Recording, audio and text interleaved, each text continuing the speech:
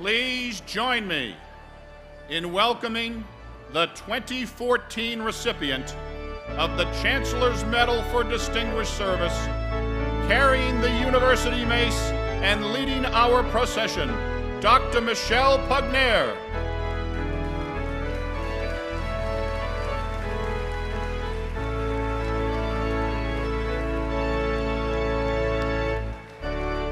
Ladies and gentlemen, the University of Massachusetts Worcester, classes of 2015.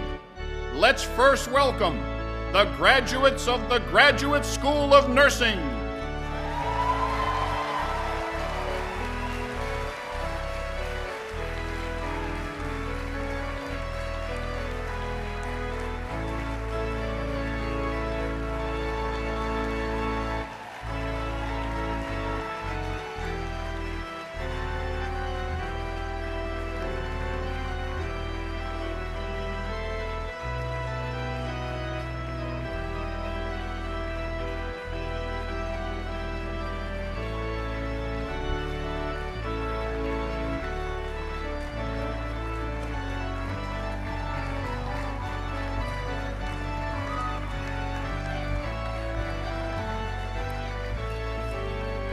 The graduates of the Graduate School of Biomedical Sciences.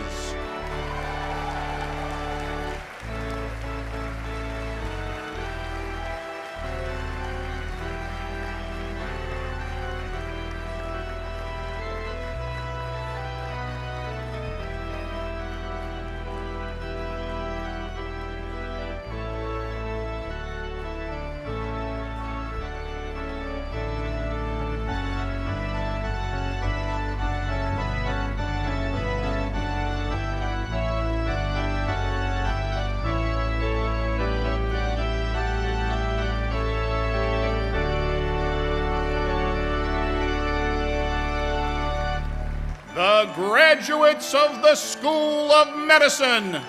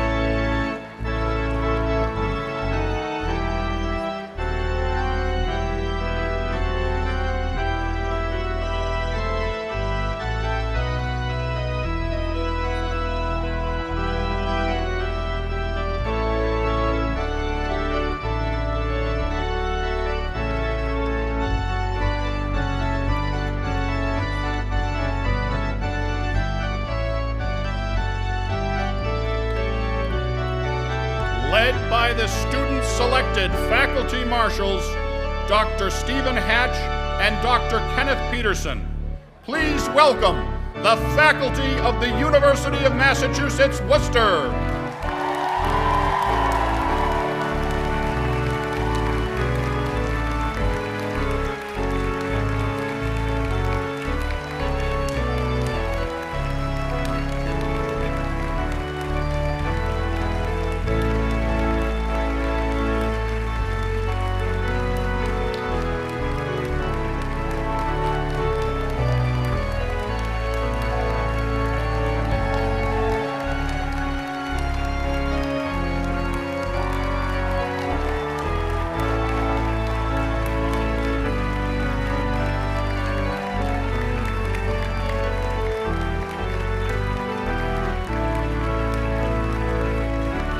And finally, please welcome our university trustees, today's honorary degree recipients, distinguished guests, and the leadership of our campus.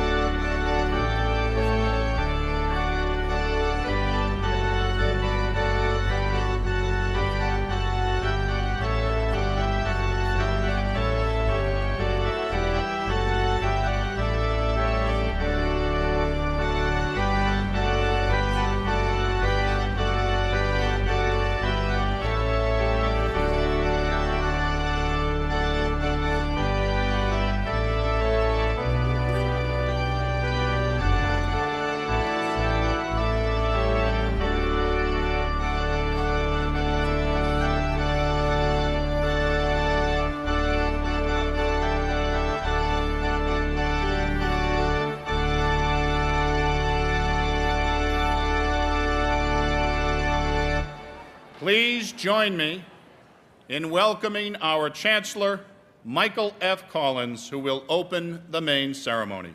Chancellor Collins. Morning.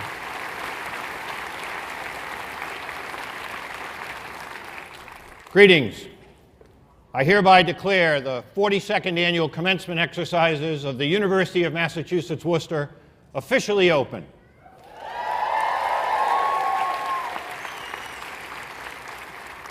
Could I ask the audience to please stand for the singing of our national anthem?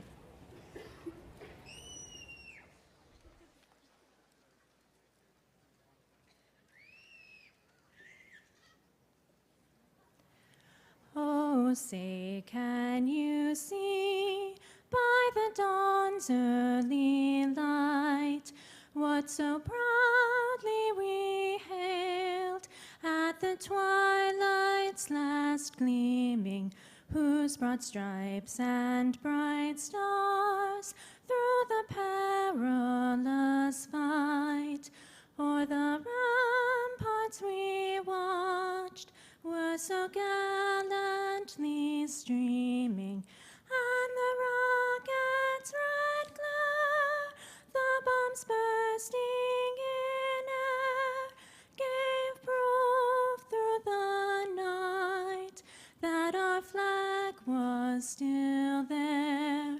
Oh, say, does that star-spangled banner yet wave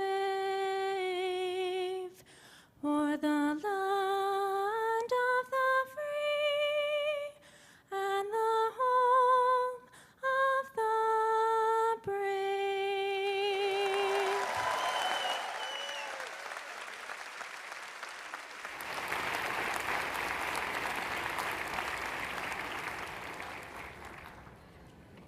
You may be seated.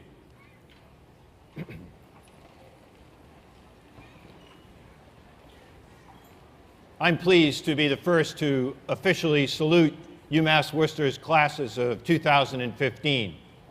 Congratulations on this year's special day. On behalf of all of us at the University of Massachusetts Worcester campus, let me welcome members of our graduates' families and their friends who join us for our ceremony today. We know that all of you share in our pride as we celebrate the many accomplishments of our graduates. Graduates in the classes of 2015 are known for their outstanding academic accomplishments as well as their extraordinary commitment to reaching beyond the borders of the campus to work with and to help others. We applaud you as you prepare to take your rightful place in our city, our Commonwealth, our nation, and our world as graduates of Massachusetts' great public medical school. You've achieved your success thanks in large part to the support of your family and friends. Today's celebration is for them as well. I'd like to ask you now to rise and join me in thanking your families and friends with a hearty round of applause.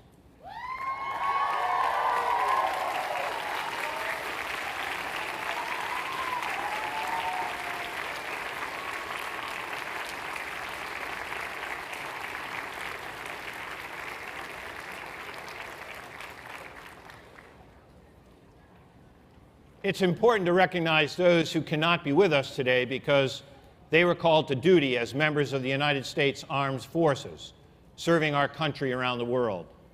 It's their selfless service to our nation and their commitment to preserve our freedom that enables us to be here today.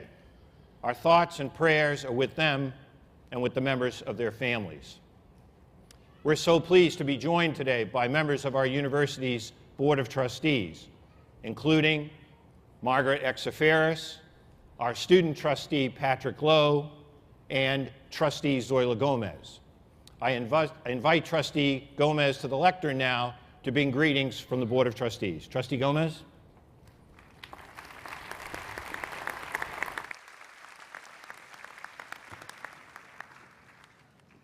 Good morning.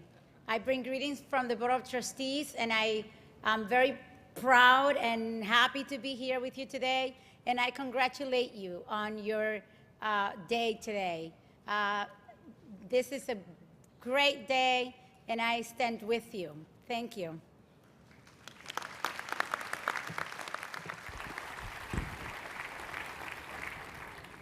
Thank you very much, Trustee. Thank you for being here today and representing our board at this ceremony.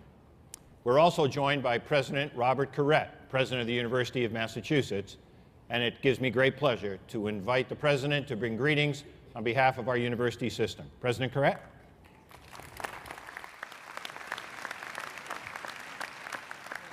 Good afternoon, everyone. Members of the Board of Trustees, Chancellor Collins and Dean Flott, staff, parents, family, and friends, our honorary degree recipients, and other distinguished guests that are with us today. But I also want to especially point out, as we all should today, the class of 2015, just a great day for you, and we're very excited for you. Today is a very special day, and it caps 4 years of dedication, hard work, and sacrifice. On behalf of the entire University of Massachusetts family, I congratulate you. Today marks an end of one journey, graduation, and the beginning of another, your life's journey. And what an adventure that promises to be. Education, of course, is never about obtaining a finite amount of knowledge, but of learning how to seek more knowledge as you grow. UMass has provided you with that foundation, that ability to continue to grow, to continue to evolve. And never has that been more important than it is today. We live in a world where new technologies are created and become obsolete in less than a decade, where globalization makes the world smaller while intensifying the competitive pressures we all face on a daily basis, where epidemics threaten to wipe out entire countries and are fought back through both our expertise and our dedication. Our understandings of these diseases brings new treatments and often new cures. This world of accelerated change will present new challenges. It will also present new opportunities, new ambitions for each of you, but also new dreams for each of you, dreams you have not even begun to form yet today. As a point of pride, you are graduating from the University of Massachusetts at a time of growing recognition for the entire university system.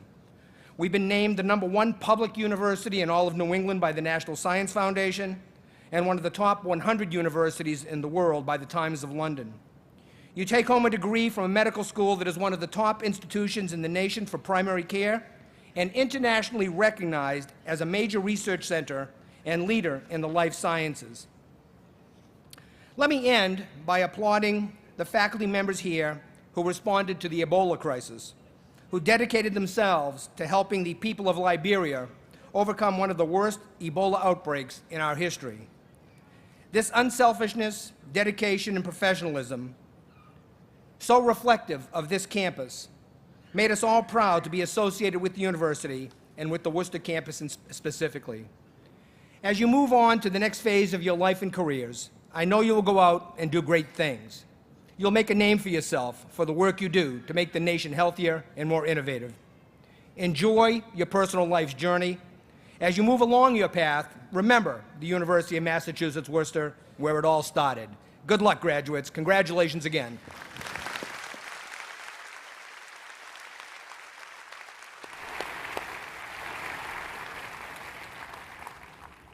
President Kunrrads, could I ask you to join me, please, at the podium?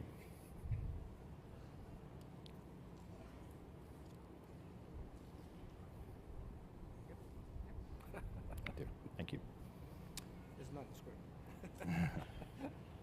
As many of you know, having accepted the position as Chancellor of the University of Maryland System, President Kunrrads shall soon finish his tenure as our president. As he moves back to his home state, we wish him well in all his future endeavors. For your consistent support of our medical school, please accept our appreciation and this Chancellor's Medal.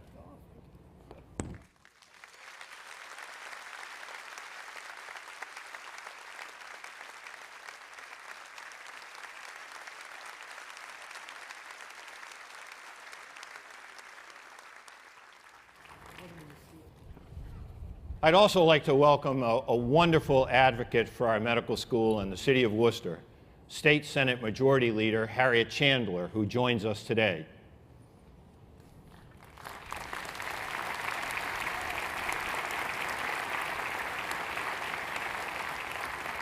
Senator, thanks so much for all you do in furtherance of this great medical school.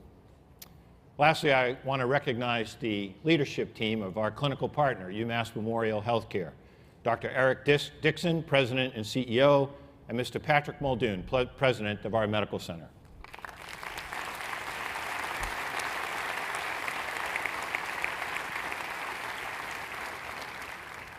It's a special privilege each commencement day to have the opportunity to offer a few final thoughts to our graduates and the community that has gathered to support them as we recognize their most important accomplishments.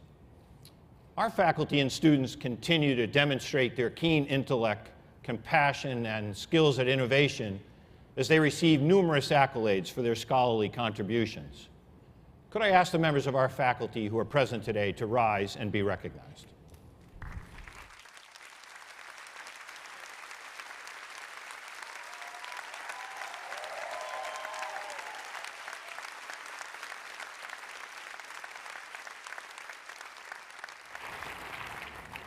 During this past year, throughout the Commonwealth and beyond, our university has been making the case that we are here for a reason. In our case, that is so true. At Mass Biologics, we've expanded our presence in the Commonwealth and have embarked on impressive plans to make our next 100 million doses of life-changing biologics. At Commonwealth Medicine, we continue to advocate for those most in need as we provide the intellectual capital to assist those who care for the neediest among us. We've embarked on aggressive plans to collaborate with the 5 campuses of the university and our healthcare system partner. We recognize the importance of our efforts to spark discovery and create innovation throughout the life sciences ecosystem that exists in our Commonwealth. Our founders could only have imagined what we have become. Less than half a century ago, on this very spot, the land was tilled, cattle grazed, and visionaries in medicine stood aside the lake and planned to create a campus that would change the future of medicine. Today, here assembled are those who are fulfilling that vision. Clearly, we're here for a reason. We're known throughout the land for our commitment to primary care. The care provided in our health system is at the forefront of medicine. Those who are our patients are most grateful that our clinicians care, discover, and teach. The science conducted throughout our laboratories is at the leading edge of innovation. We know because members of our faculty this year have received the Breakthrough Prize, been welcomed as a Howard Hughes investigator, our 7th, and have been acclaimed by foreign countries and continue to receive recognition from the NIH and industry innovators and investors, all of whom recognize the import and impact of the science on this campus. That said, there's no greater accomplishment than that which exists in the lives of our graduates this day. We welcomed you to our campus as you were, and we have seen you transformed to become who you are now, and more importantly, what you'll do in the future.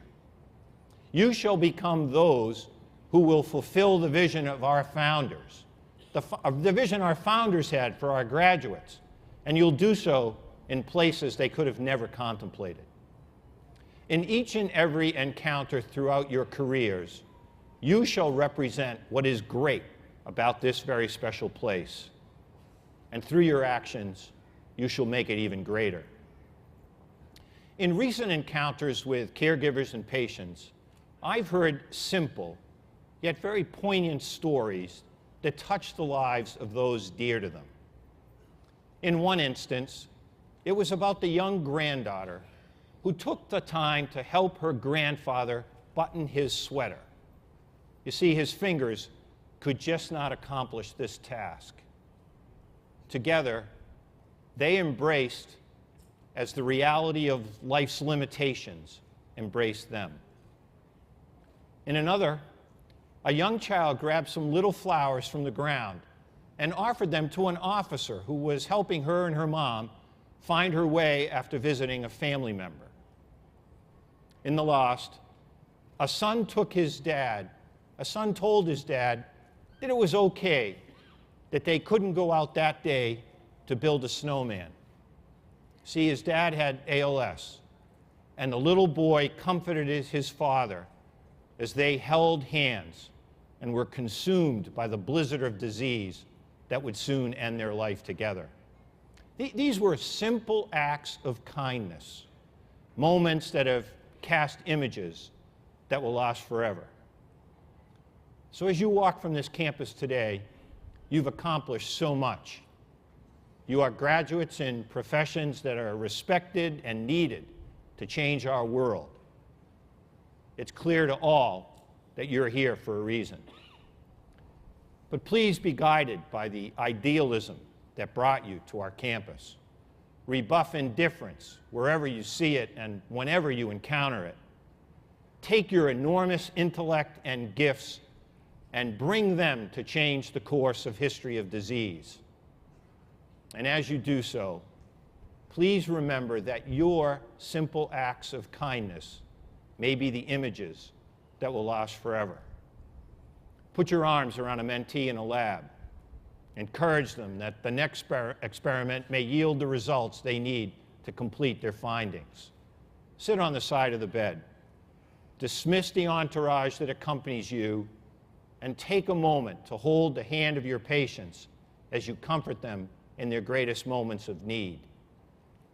And reach out to those less fortunate, those in your communities and those far beyond. They're in need of your intellect and compassion. So few of us are given the privilege that soon will be accorded to you. Use your many talents to care for and about others throughout the rest of your lives. As you begin your careers and as you continue in them, we hope that you'll be inspired by those we pay tribute to today. You see, they're here for a reason. Like Monica Kunrrads, will you be able to challenge adversity and make a profound commitment to the importance of science as you live a resolve to cure disease? Like our colleagues who put others before themselves to care for those with Ebola in Liberia, will selfless determination characterize the important moments of your career?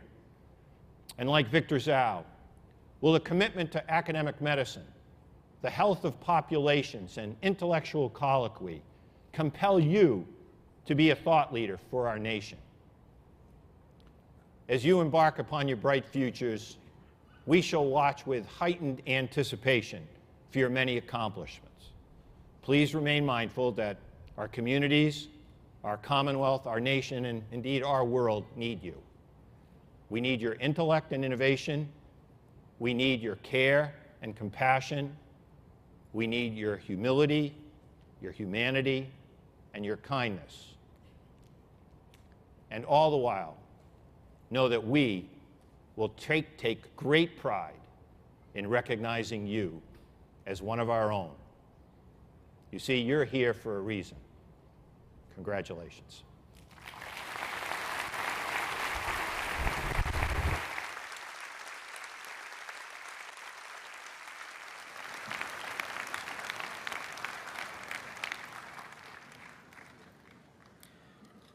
Our university bestows honorary degrees upon select individuals whose accomplishments clearly represent the values that this institution holds dear.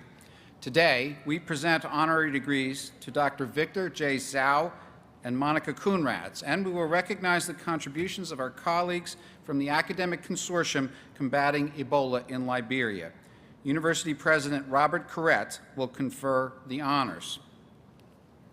Chancellor Collins, I have the honor to present to you, for the degree of Doctor of Humane Letters, honoris causa, Monica Kunrrads.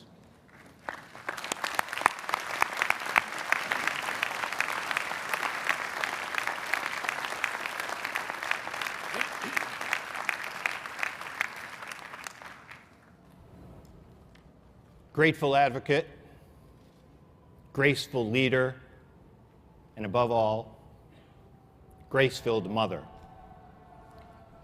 Monica Kunrrads, the University of Massachusetts Worcester welcomes you on this, our 42nd commencement day. A child's birth marks a transformational moment that forever changes a parent's life. In your particular instance, no statement could be more profound. With a mother's intuition, you sensed that there were developmental challenges with your first child, Chelsea. Though fearful of what might be found, you persisted until an answer, a confirmed diagnosis of Rett syndrome, a rare neurological disorder occurring almost exclusively in girls that leads to severe physical impairments that affect every aspect of a child's life. A diagnosis that would have been an emotional setback for others, instead set the stage for your emergence as a central figure in one of the most successful advocacy stories in modern medicine. Lacking a background in science or medicine, you acquired it. Finding there was little activity focused on Rett syndrome, you generated it.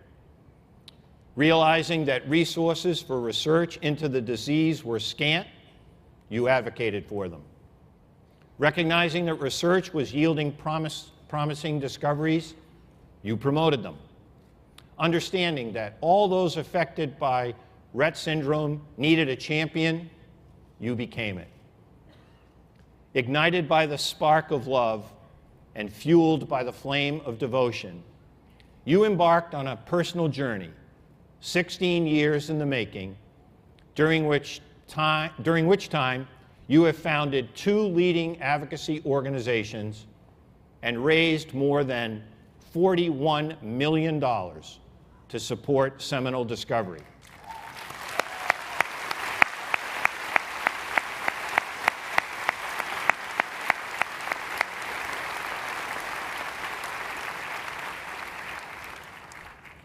This journey has not merely shaped you, but so too has transformed an entire field of research. Because of your unrelenting efforts and unmatched contributions, today families impacted by Rett syndrome are bolstered by hope that each day we may move ever closer to a cure. Monica, you started a foundation to multiply small gains. You did this as a mother whose love for your daughter and sons serves as your foundation. From one foundation to another, small gains have yielded enormous progress. That all may know of our respect, admiration, and appreciation for your inspired leadership, your commitment to the advancement of medical science, and your relentless optimism that one person's advocacy can make a world of difference. The University of Massachusetts Worcester confers upon you the degree of Doctor of Humane Letters, honoris causa. Congratulations.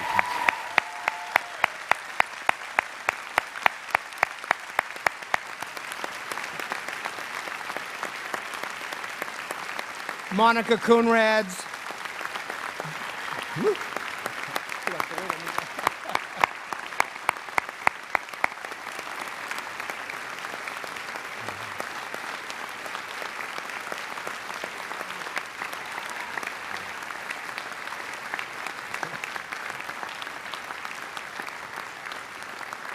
Monica Kunrrads, by the authority vested in me by the Board of Trustees of the University of Massachusetts, I confer upon you the degree of Doctor of Humane Letters, honoris causa.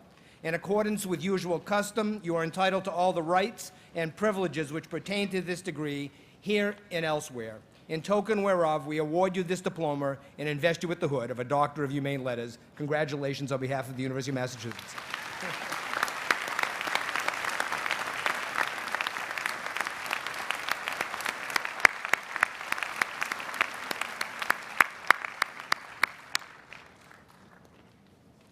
Chancellor Collins, it is now my pleasure to invite our colleagues representing the Academic Consortium Combating Ebola in Liberia, or ACCEL, to come forward for a special recognition celebrating their selfless and courageous efforts during the historic Ebola outbreak in Liberia.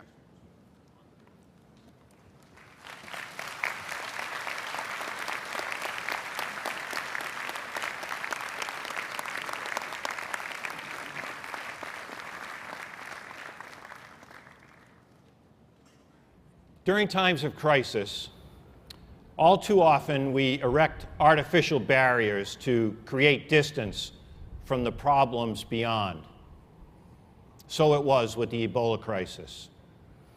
As Liberian President Ellen Johnson Sirleaf, who was honored on this very stage in 2012, observed as the outbreak relentlessly marched on in West Africa, Ebola, and I quote her now, respects no borders, and the community of nations could not simply pull up the drawbridge and wish this situation away. Now, while the great majority of us looked on from relative safety, a small minority among us was determined to respond and went towards those directly in the path of the deadly pathogen, to lend them a helping hand in their moment of greatest need. On this, our 42nd Commencement Day, we proudly welcome our colleagues and heroes to the world. Stephen Hatch, Kanagasabai Udashankar, Gary Sharp, Gail Scully, Ann Mormon, Patricia McQuilkin, Jeff Bailey, Donna Gallagher, Jared Gensel, and Catherine Luzuriaga. With your well-established connections to and partnerships in Liberia, from years of service in country on numerous healthcare projects, your experience and commitment attracted the visionary support of the Paul G. Allen Family Foundation, which awarded our medical schools $7.5 million to help combat the Ebola crisis in Liberia. Immediately, you tapped into your extensive Liberian network and mobilized a two-pronged plan to provide Ebola relief efforts and to restore Liberia's decimated healthcare system. The academic consortium combating Ebola in Liberia, or ACCEL, was born soon thereafter. Quickly and efficiently, you signed on member organizations, recruited healthcare workers, mobilized ground teams, developed training programs, sourced life-saving equipment, and initiated a multifaceted response in Liberia. Now, almost a year later, fear has been replaced by optimism, chaos has been displaced by normalcy, retreat has given way to recovery, and most importantly, Liberia has been declared Ebola-free.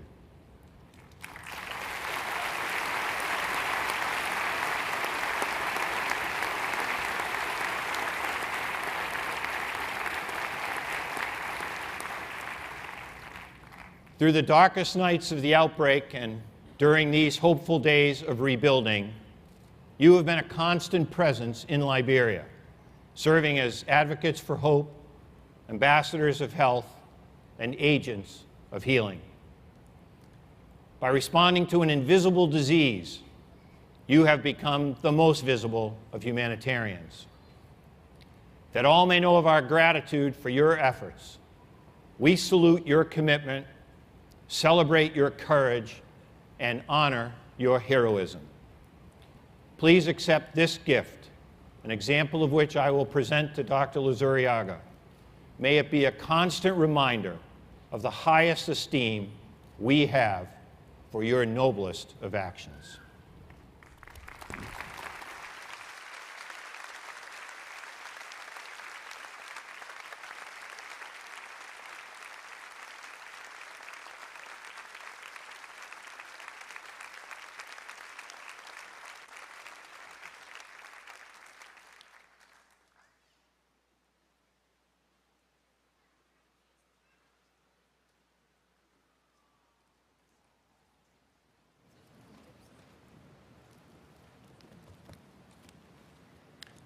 Chancellor Collins, I have the honor to present to you for the degree of Doctor of Science honoris causa, Dr. Victor J. Zhao.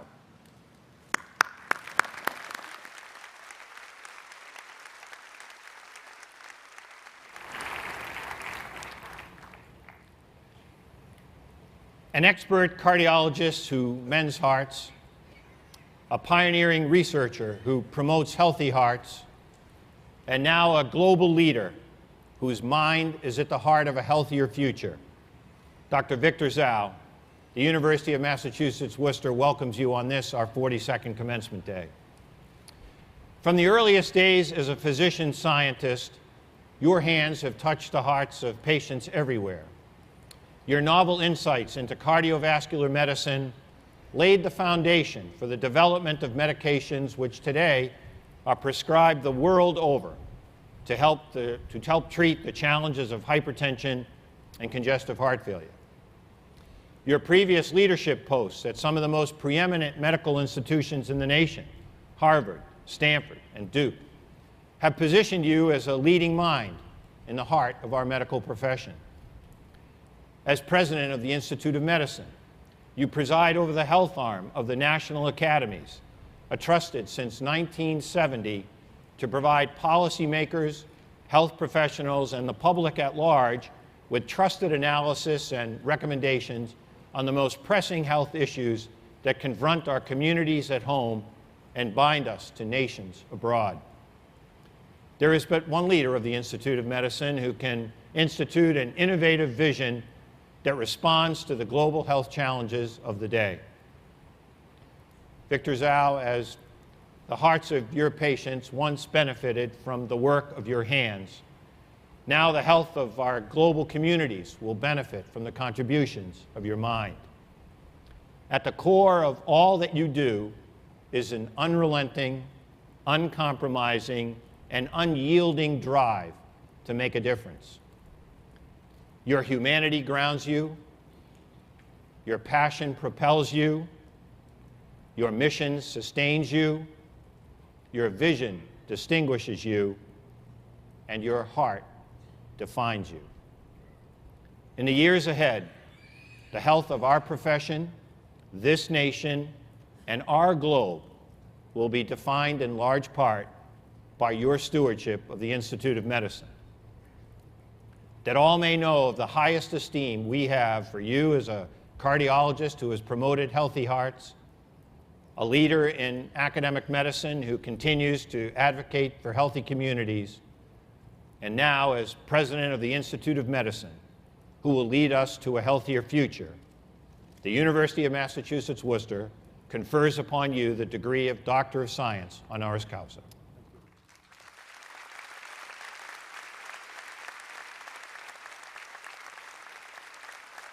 Dr. Victor Zhao.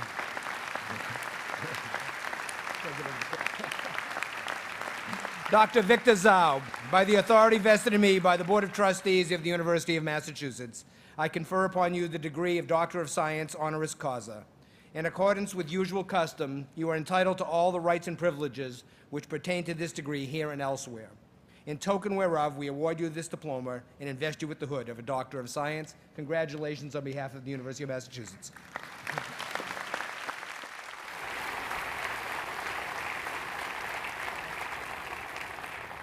We're so pleased that Dr. Victor Zhao serves today as our main commencement speaker. It's my privilege to welcome a dear friend to the lectern, Dr. Victor Zhao.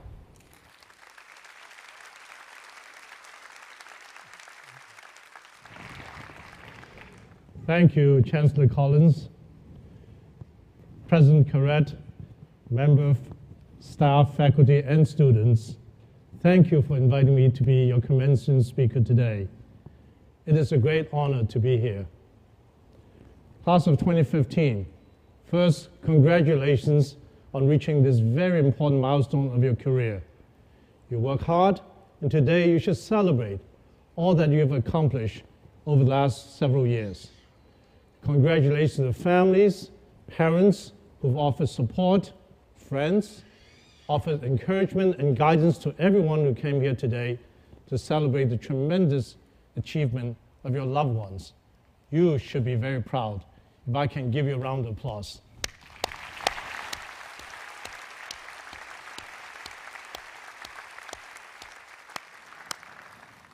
Graduates, you have picked a tremendously exciting time to start a career in the health professions. The advances in science and technology in just the past decade are unparalleled. We know things about our biology that we couldn't have dreamt of knowing before. We have lasers that can remove tumor without incisions, and we're on the cusp of being able to regenerate heart tissues. The tools you'll be working with sometimes sounds like science fiction, but they're not. They will be yours at your disposal to bring about better health for your patients. What's more, our knowledge of health is expanding beyond the limits of technology and clinic walls. We now know that social economic factors such as jobs, education, strong relationships, and a sense of meaning in our lives are essential to individual and community health. We're learning better ways of working in our neighborhoods to truly understand what health actually means to different people. This expanded perspective of health will enable us to develop healthcare that's truly for the people and by the people. Your generation should be filled with hope for the future. Our healthcare system is changing rapidly, and you'll be the ones in the thick of things, steering the system in the right direction. So today is with great optimism that I celebrate, and we celebrate, your milestone achievement. Now, when you hear the stories of Monica Kunrrads and of Edsel, you also know there's much more work to do. There's not much work to be done. On this festive day, when we're celebrating the success, your success, let us not forget the less fortunate people, those who are suffering from the ravages of earthquakes in Nepal, from the deaths and devastation of the Ebola outbreak in West Africa. And here in the US, we cannot forget the families still rebuilding after Katrina and Sandy, the parents who have lost their children to violence or social and health inequalities that have brought to light in places like Baltimore and Ferguson. You know, when I see the images of suffering in the news of Nepal or West Africa, they bring back strong, vivid memories of my time in Haiti after the 2010 earthquake. I organized 7 teams of healthcare workers from Duke University to join my good friend and protege Paul Farmer and Partisan Health to provide emergency care to those in need. I would never forget what I saw there. The landscape was a horrible mess of buildings and ruins. And at one point, I walked past the nursing school building that was completely collapsed and demolished. More than 100 nurses have died, and many were still buried under the rubble. Fields of tents were filled with people who had no place to live, and makeshift hospitals were overwhelmed with the injured and sick. In a situation like this, it's nearly impossible to believe that over time things would improve. But they did. Life does move on. People and communities heal, and homes are being rebuilt. However, it seems that just the memories of suffering from one devastation begin to fade, we hit elsewhere with another disaster. It's quite disheartening. There's not much we can do to prevent these natural disasters. But on the other hand, through our work as health professionals, we can reduce the human suffering that result from these disasters. Disease outbreaks, pandemics such as Ebola can be prevented or better controlled. The violence that ravages some part of the world, including our own country, can be stopped. I believe we have a better chance of alleviating suffering. We can all stay true to our core professional values. When we stray from them, we often start to see things go wrong. But we stick to them. I know that we find our life and careers fulfilling, and our patients, and indeed all society, will benefit. So today, I want to talk to you about those values. What are these values? Well, they boil down to 3 things. First, remember our commitment to service. That is, service often comes with sacrifice. I know this value is central to you at UMass because in 2008, you're the first institution to receive a medical school-only Carnegie Community Engagement classification. I've heard how you volunteered here in Worcester clinics and opened your labs to high school students. I've heard about your program in the Dominican Republic, your training exchanges and technical assistance, your worldwide research that addresses health issues within and outside the United States. And of course, we just recognize the incredibly important work with Ebola through Excel. Imagine if more people everywhere had this attitude. What kind of world would we be living in if service were at the front of our minds rather than status, money, or power?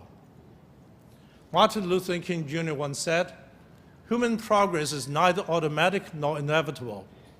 Every step towards the goal of justice requires sacrifice, suffering, and struggle, the tireless exertions and passionate concern of dedicated individuals." You know, throughout the Ebola crisis, I've been touched by many people who stepped up when called, who managed to put their fear or personal comfort on the back burner when the world asked them to give something bigger. Volunteers from Médecins Sans Frontières or Doctors Without Borders were among the first to arrive in West Africa. They knew their lives were at stake, yet that did not stop people from volunteering. Indeed, 28 MSF volunteers contracted Ebola, and 14 of them lost their lives. And yet, more volunteers came from all corners of the globe, working tirelessly for long hours under intense and uncertain conditions. You know, the crisis highlighted the incredible local commitment of West African health workers and village healers. Those brave souls comforted their afflicted neighbors, cared for the sick, and tried to bring healing to remote villages forgotten by the rest of the world. I'm sure they were afraid every single day as they went to work, yet fear did not stop them. And they paid dearly for their compassion. Over 500 local health workers in Sierra Leone, Guinea, Liberia, and Nigeria have died from virus they contracted while caring for others. And of course, I was truly moved by your work in Ebola through Excel, blown away by how many of you jumped up and pitched in to help the cause through working in Ebola treatment units, district hospitals, providing lab support, coordinating logistics, managing programs, donating, raising money, educating public.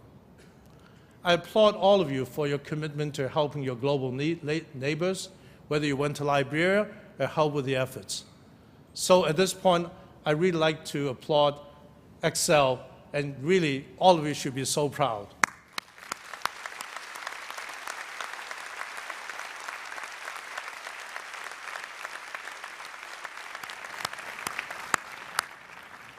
You know, all these recent tragedies have shown us the incredible empathy, sacrifice, and love that humans are capable of. They have shown us the generosity of the human spirit knows no bounds. So what does that mean for you graduates? It doesn't mean that you necessarily will be risking your life in these natural disasters. But it does mean that you should do things every day in your work life that will require service and sacrifice. These include putting your patient's needs first ahead of your own, asking yourself, what does the patient need from me? What does society need from me? And not what will make me look good and smart. This means setting aside ego status. It means doing the job that needs to be done, not the job that's elite. Indeed, we're here to serve our patients and our society. As Martin Luther King Jr. suggested, success takes effort, service, and the willingness to sacrifice. If all of you are willing to live by this value in what you do every day, by sacrificing for your patients, placing the interest ahead of your own, and remembering your commitment to service, I believe we have a great future ahead. The second value I'd like to talk about is to respect each patient and be sensitive to the culture they come from. You know, as health professionals, we often focus on the individual, whether it's in a checkup room or as a study subject in research.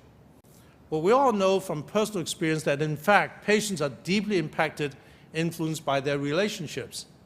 Indeed, each individual is actually made of a complex fabric of history, culture, and personal preferences. If we don't practice with humility, genuine curiosity about others, and sensitivity to differences in gender, ethnicity, and culture, we'll never be able to care properly for our patients and earn the trust of the people that we serve. I'm not saying that just because it sounds politically correct.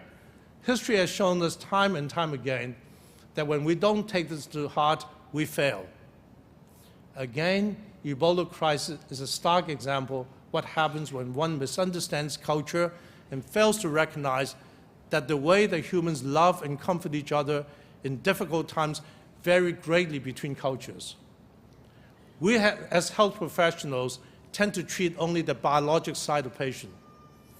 We sometimes forget about the human side, the mother who loves a dying child so much that nothing can stop her from holding his virus-laden body, or the pain of a husband feels when he's told not to touch his infected wife as she's taken off to hospital. We forget how much people crave community, especially during hard times, and how this craving can override even the most frightening public health warnings. In West Africa, when cultural or spiritual beliefs were overlooked, disregarded, or undressed, the medical enterprise responses backfired. Trust was severed, and Ebola spread. I recently heard a story about a prominent village healer in West Africa who died of Ebola. She was one of the earlier cases. When she died, her friends and family bathed her, caressed her, clothed her properly, and prepared her body in a way that they knew would maintain natural and spiritual order of things. Over 1,000 people came to her funeral. But unfortunately, that was the way disease spread out of control to many people who came to mourn her death. Indeed, unsafe burials were a major contributor to spread of disease. Now, how could these deeply held beliefs about burial rights be respected while conforming to good public health practice? Well, in one instance, a Cameroonian anthropologist worked with the village spiritual guides to identify the rituals that can be practiced to make reparations with spirits when proper burials couldn't occur. It was then the community has since changed how they mourn the dead, and that's, I believe, when they begin to see a reduction in spread of infection. Because there are many other factors, but I want to point out to you how important this is. Humbly respecting each person's culture and community isn't just key after disaster. It applies to your daily practice as well. If you, as health professionals, are going to aspire to serve others, you must try to know them for who they are. We live in an increasingly diverse country. Recent demographic statistics show the Hispanic population is expanding rapidly, and other racial ethnic groups are also on the rise. Indeed, America is a true melting pot. Just look around you. Look at me, an immigrant from China. In your practice, unless you understand your patient's culture and traditions, you may not be aware that certain practices and diets or herbs that may interfere with the effectiveness of the medication and your treatment regimen. Therefore, it is important that you know your patients, be culturally sensitive, and work with them to give them the care that helps to make their lives healthier and respect their background. The third value is that we need to work together within and beyond our own professions. This sounds simple, but disasters are great reminders that we're not very good at it. When Ebola broke out, needless lives were lost because the international response wasn't fast enough or coordinated enough. We didn't have the right relationship in place that would have allowed us to mobilize resources quickly and efficiently. Relationship building is too often considered as fluff, something that's done only when other urgent needs aren't demanding our attention. But if we had spent the time building relationships before the earthquakes or hurricanes or outbreaks struck, I can assure you that more people would be alive with their families today. These relations matter, whether you respond to a crisis or just doing your daily job. Each day, you have the choice to reach out to your team or only to try to do things your way. Often, it's easier to give help than to ask for and receive it. And ask for ideas from others takes great humility. We know, though, that the best care is when doctors, nurses, pharmacists, social workers, PAs, researchers work as a team with the patient at the center. You know, there's an African proverb that I like that says, if you want to go fast, go alone. If you want to go far, go together. If we can truly commit to these three values, to service and sacrifice, to respect for people and their cultures, and to the need of working together, then I think we can, piece by piece, build the just world that we're striving for. Liberia, or in Durham, North Carolina, where I live, or in Worcester, Massachusetts. Living by these values will prepare you to handle nobly whatever comes your way, whether you're responding to a crisis or building the care system that will keep us from having crisis in the first place. So when you go off to your next position, whatever you do, remember to use your resources, your position, and your influence to ensure more justice and equity in the world. Today, you take an oath and make a commitment to the principles and values of your profession. Let them guide you throughout your entire careers, and I promise you, you can't go wrong. As you pick up new responsibilities, projects, and work, ask yourself, am I taking this action because of my commitment to service or because of my ego or other reasons?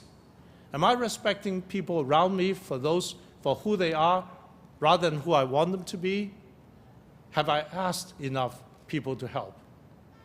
If the answer to these questions is yes, then you know you're on the right road. As health providers and scientists, you have the skills, knowledge, and resources to play a very significant role daily in alleviating needless suffering and inequity. And I'm excited to see how you will do it in your career. So congratulations again to all of you, and thank you for committing to a great and meaningful life of service. It is indeed a great privilege for me to share my thoughts with you on this very, very special day. Congratulations and thank you.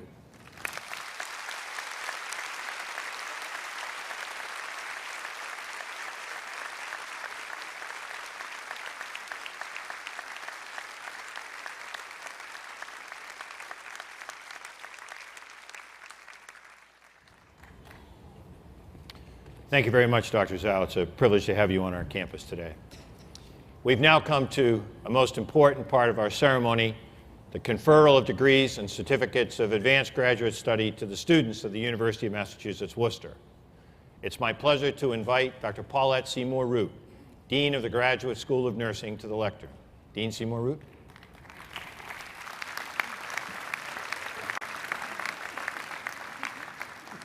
Thank you, Chancellor Collins.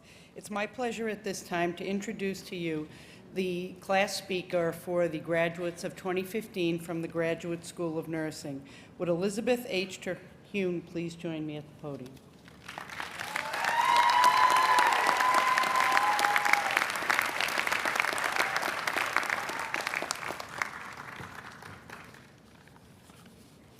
Thank you, Dean Seymour Root. President Kunrrads, Chancellor Collins, distinguished guests, faculty, fellow graduates, and loved ones. It is my honor to stand before you today, celebrating the journey and the achievements of those receiving graduate degrees and postmaster certificates from the Graduate School of Nursing at the University of Massachusetts, Worcester. I represent the voices of a diverse and accomplished cadre of nurses.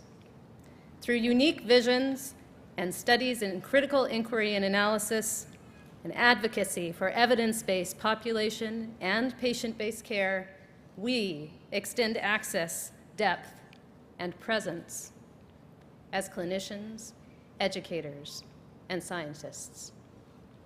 We come from diverse backgrounds in biomedical engineering, oncology research, education, physics, communications, computer science, emergency medicine, critical care, hospital administration, finance, psychology, and the humanities.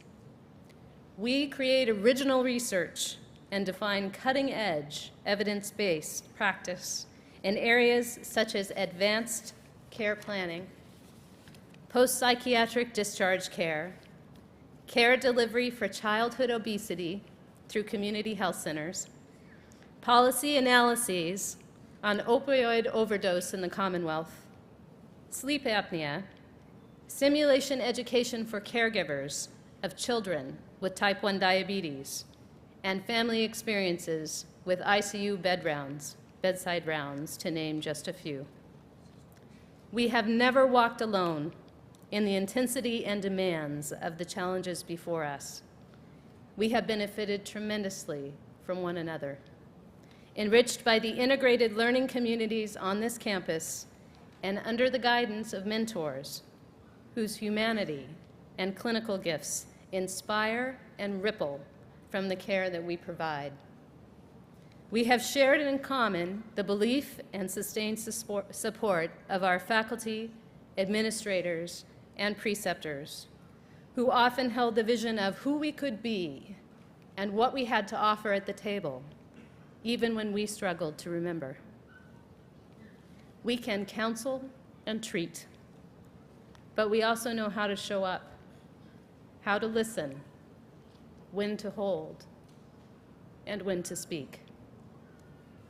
We bridge this milestone of our academic and professional journey, understanding that from this point, though our paths may diverge, we have a real, sustainable, vibrant link to each other, to the profession, to this school, and to those whom we serve.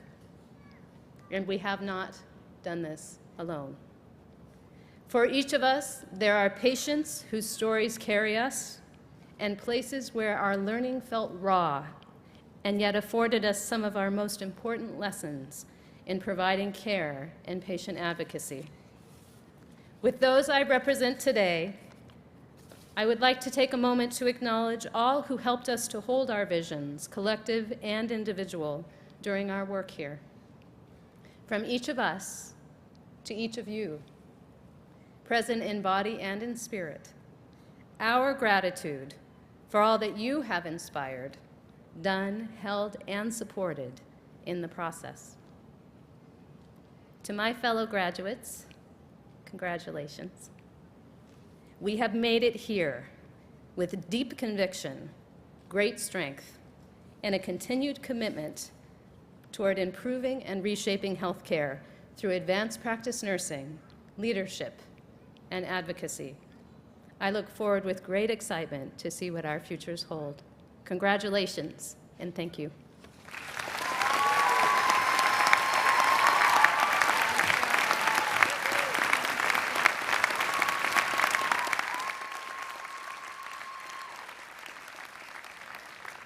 Thank you, Beth.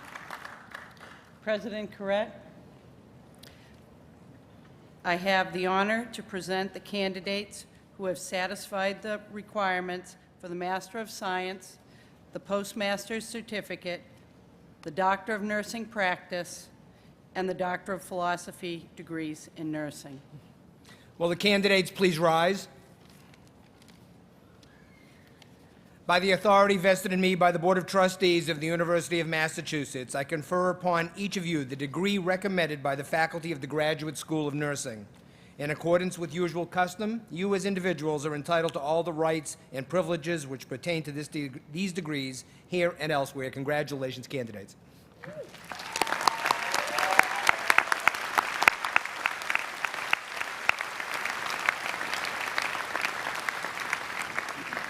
At this time, will Drs. Michelle Pugnier, Janet Fraser-Hale, and the Hooders please come forward for the awarding of the master's degrees?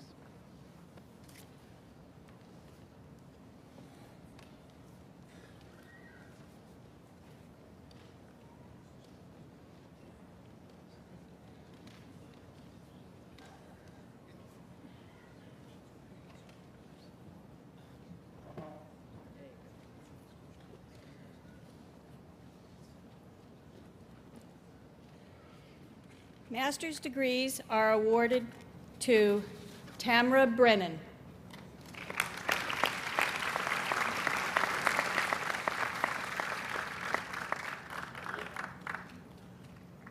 Lisa M. Buckley.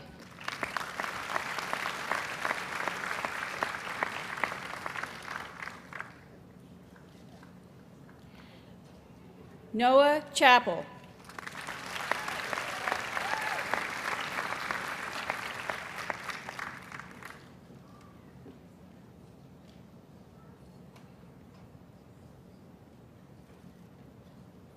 Nicole Coggins.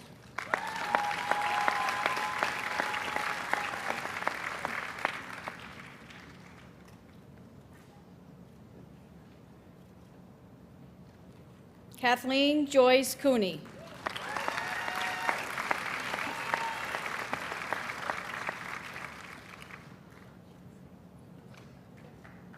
Rachel Diamondstone.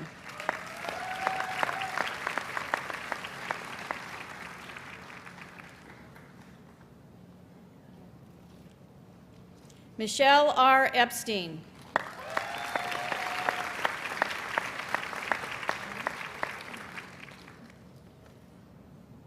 Rebecca A. Foley.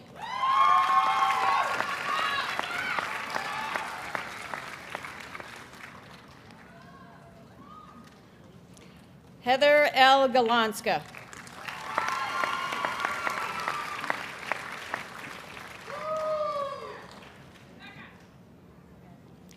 Christina A. Hansis.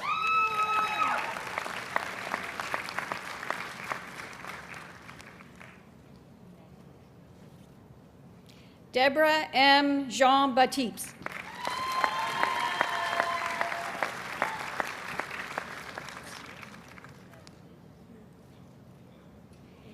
Hiva Shafa Kaladrovitz.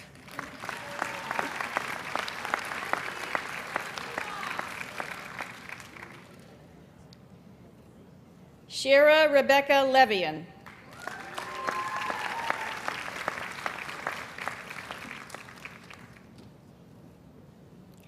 Jennifer A. Martins.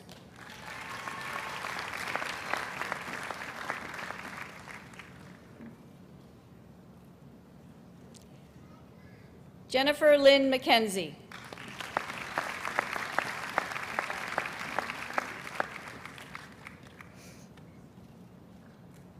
Alexander James Menard.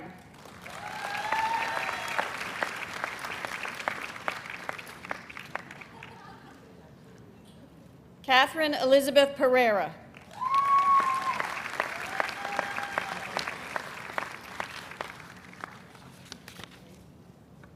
Paul Pileggi.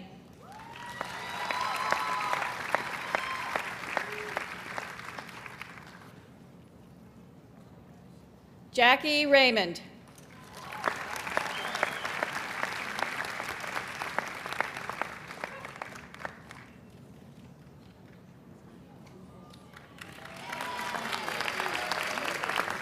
Allison Rumer.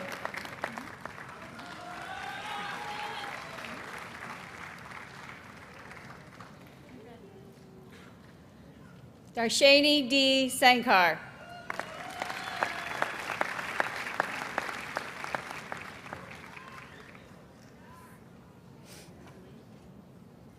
Malgorzata Eva Smas.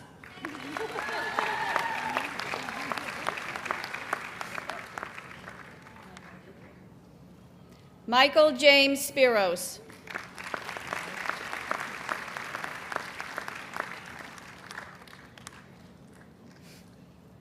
Sarah Lee Spiros.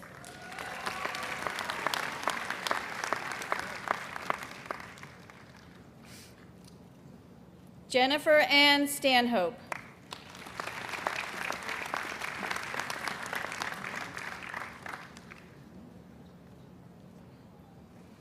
Tanya R. Swiderski.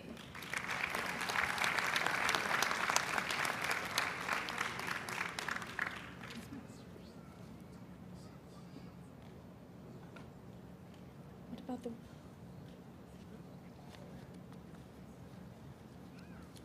No. It's not over.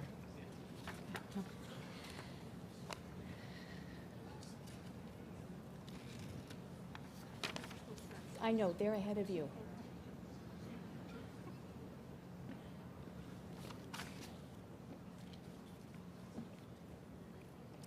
Rismei Chan Tang.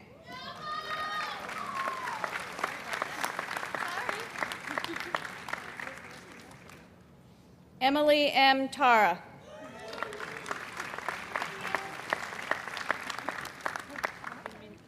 Elizabeth H. Terhune.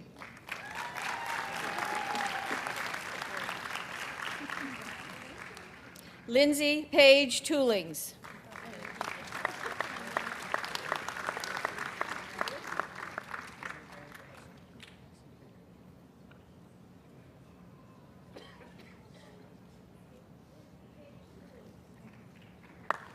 Elizabeth M. Tompkinson.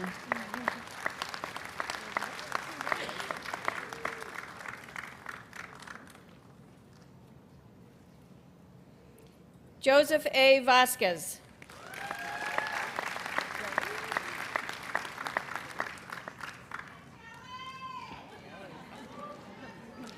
Dina S. Wabi.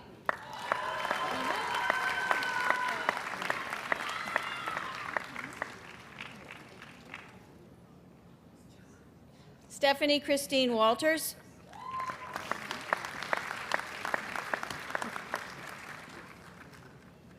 Jennifer M. Webb.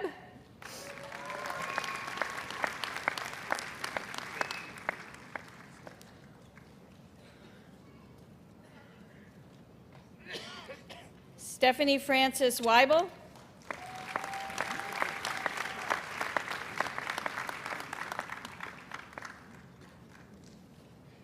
Hannah Catherine Weiberg.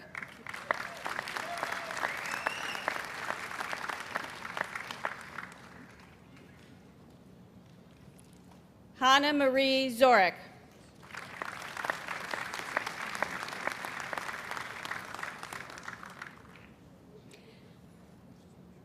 Postmaster certificates are awarded to those who have studied a full year beyond their master's degree and who will assume the challenges of practice as nurse practitioners. Postmaster certificates are awarded to Clarissa E. Mahalik,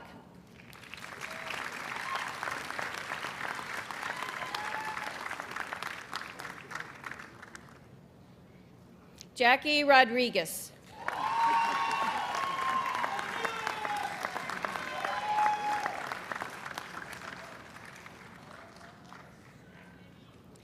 will the Hooders please come forward for the awarding of the Doctor of Nursing Practice and Doctor of Philosophy degrees?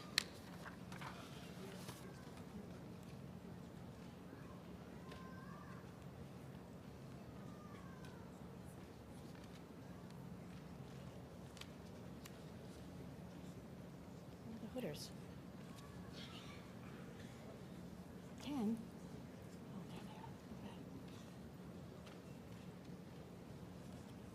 Doctor of Nursing Practice degrees are awarded to Dr. Christine L. DiTullio,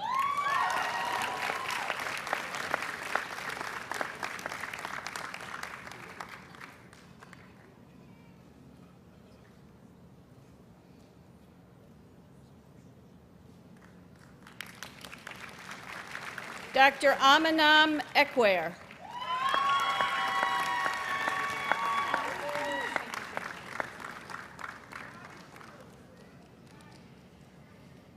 Dr. Nolene K. Ferguson,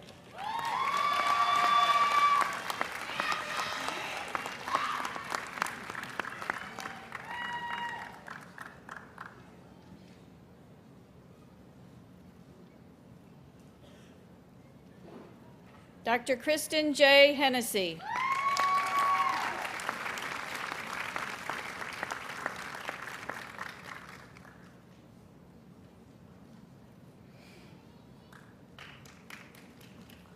Dr. Caitlin Ann Reyes,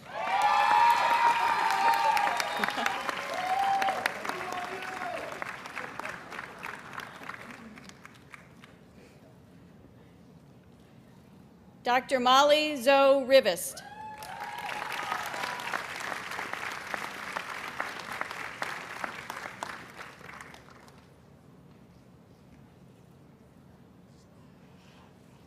Dr. Bronwyn Emily Williams,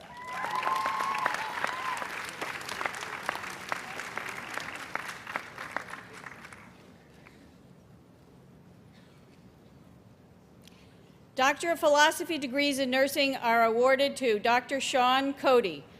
Family Experiences with ICU Bedside Rounds, a Qualitative Descriptive Study.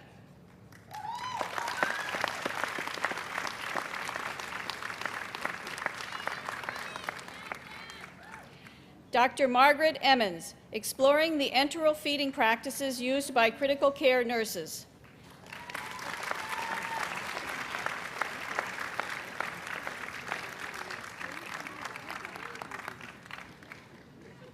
Dr. Laura Lynn McGuire, Educating Grandparents of Grandchildren with Type 1 Diabetes Using Simulation.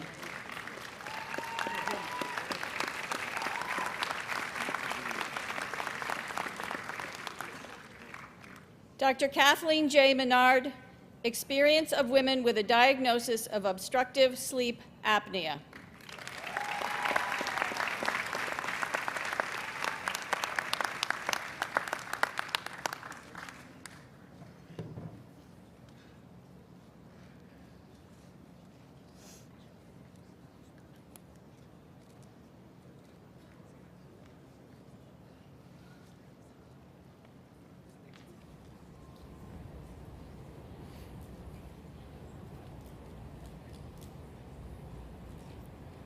Will all the graduates of the Graduate School of Nursing please stand and be recognized?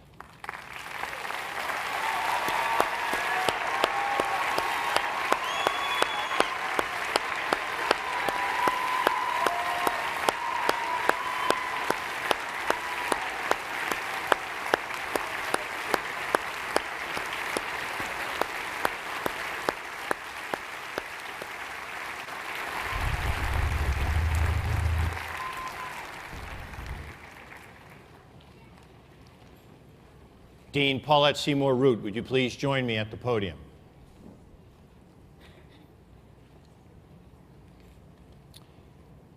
Over a career, one can make many profound contributions. This is exceedingly so in the case of our colleague and dear friend, Dean Paulette Seymour Root. Throughout your professional career, you have accepted numerous leadership positions and guided nursing throughout the mission areas. As you enter what we know will become a most active period in your life, please know of our respect and admiration for all that you have done to bring acclaim and honor to our Graduate School of Nursing. Your influence on the lives and careers of our students, graduates, faculty, and staff shall be an enduring legacy. That all may know of our sincere gratitude for who you are and what you have accomplished, please accept our appreciation and this Chancellor's Medal.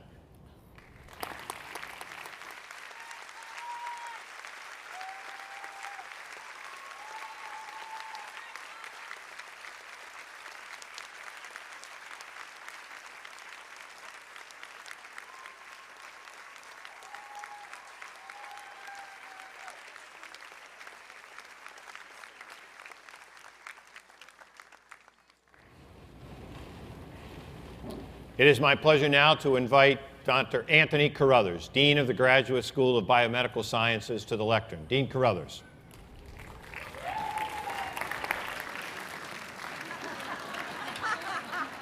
So, President Kurrat, Chancellor Collins, distinguished guests, faculty, graduating students, ladies and gentlemen, it is my pleasure to introduce the Graduate School of Biomedical Sciences class speaker, Dr. Ali Muthukumar.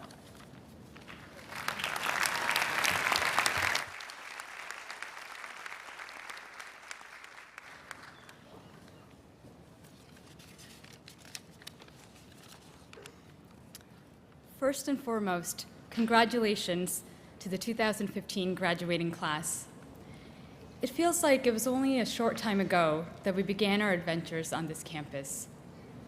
Only yesterday, we were studying for our block exams, choosing a thesis lab, and preparing for our qualifying exams. We did all these things with the anticipation that we would grow as scientists and eventually reach this day. Our journey here has not been a straight path. Through successes, failures, joys, and frustrations, we arrive here today. And after today, we will disperse and follow diverse interests. But despite our varying paths, what we will have in common are our roots here at UMass. And what does that mean? It means we take with us an experience that has molded a perspective that will be present in all our future endeavors. In contrast to previous years of schooling, where we study the works put forth by others, in graduate school, we transcended classroom learning as we ourselves contributed to the body of public knowledge. Each of us has advanced our respective fields, and in the process of doing so, we acquired skills that go beyond the scope of our published thesis research. We learned how to formulate testable questions, how to perform effective experiments, how to assess personal and scientific progress, and how to enlist the aid of our colleagues. Going through this process gives us the confidence to navigate uncharted waters. When faced with a new problem, we won't shy away, but will instead meet the challenge head-on. As we move forward, I especially encourage you to remember the diverse scientific community here at UMass. From our early days at the university, we were exposed to a wide breadth of topics and encouraged by the faculty to explore different paths and to consider multiple scientific approaches. Our umbrella program does not exist at a mere convenience, but rather as an ideal. Thus, as graduates of the School of Biomedical Sciences, we share not only a common degree, but also a common transdisciplinary perspective that will be paramount for the future advancement of scientific research and human health. As we move on to the next chapter of our careers, the challenges we will face and the questions we will ask will for sure be multifaceted. As biomedical science has advanced, no single discipline or approach is sufficient to take on the demands of current scientific inquiry. It is a broad, transdisciplinary mindset that is the framework by which we piece together and synergize scientific knowledge. Just take, for example, recent advancements in cancer immunotherapies, where our understanding of our body's immune system has converged with studies in cancer cell biology and is being harnessed to fight disease. Or consider how studies in bacterial microbiology have been channeled to revolutionize current genome editing techniques. And just think about the progress that has been made in identifying molecular pathways relevant to human biology and pathology through the use of genetic screens performed in model organisms such as Drosophila and C. elegans and yeast. It is a broad and collaborative perspective and appreciation for scientific questions besides your own that enables such research advancements. So graduates, don't forget your roots here at UMass. We are well equipped for the journey ahead. Thank you, and congratulations to all the graduates of 2015.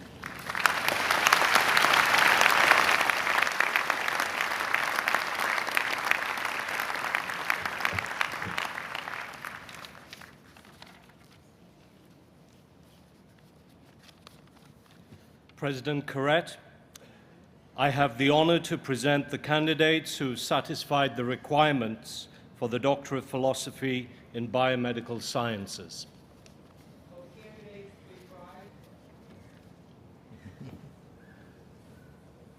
By the authority vested in me by the Board of Trustees of the University of Massachusetts, I confer upon each of you the degree of Doctor of Philosophy in Biomedical Sciences as recommended by the faculty of the Graduate School of Biomedical Sciences.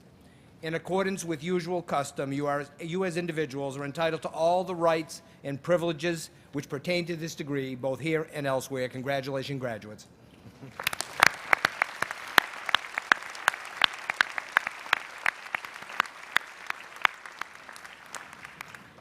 Will Doctors Michelle Pugner, Kendall Knight, Mary Ellen Lane, and Robert Goldberg please come forward for the awarding of the Master of Science in Clinical Investigation degree.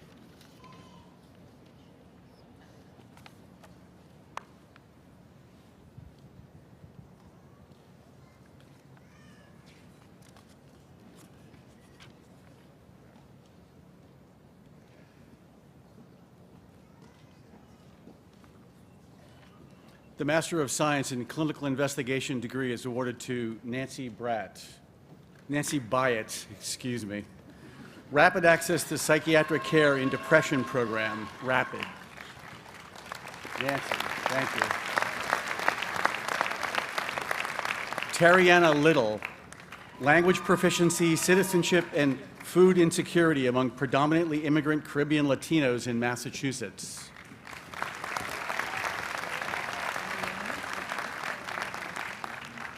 Doctor of Philosophy degrees are awarded to Dr. Hanyang Chen. Hospital treatment practices, 30-day hospital readmissions, and long-term prognosis in patients hospitalized with acute myocardial infarction.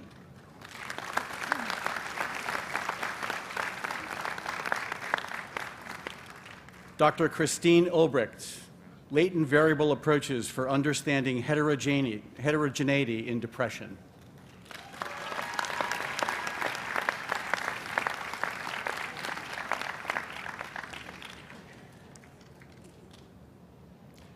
Dr. Seeman Sahir Ahmed, RAAV-mediated gene transfer for study of pathological mechanisms and therapeutic intervention in Canavan disease.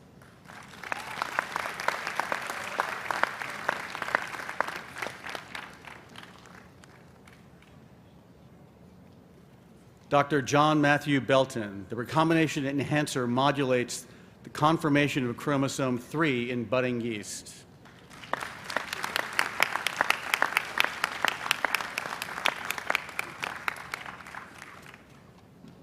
Dr. Emily Melinda Smith, the three-dimensional structure of the cystic fibrosis locus.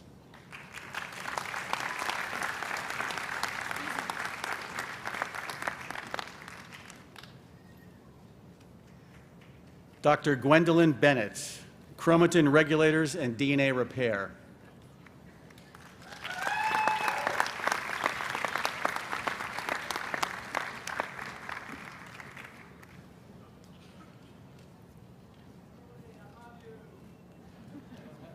Dr. Jenny Chan, dissecting the role of a link RNA and the involvement of plasmodium infections during the innate immune response.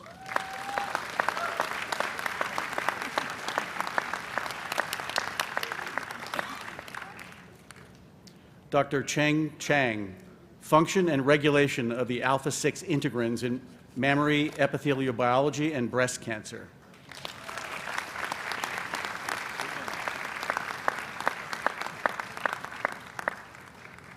Dr. Huimin Chen, a more accessible Drosophila genome to study fly CNS development.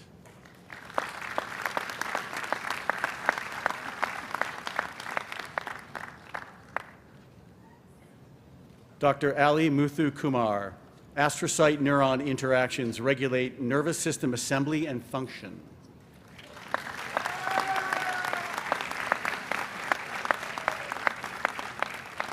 Dr. Yuzin Chen, characterization of envelope-specific antibody response elicited by HIV-1 vaccines.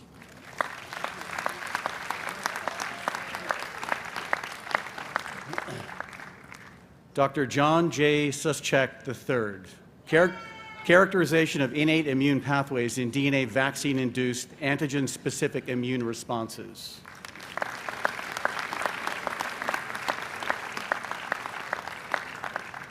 Dr. Laura V. Denai, role of protein kinase MAP4K4 in energy metabolism.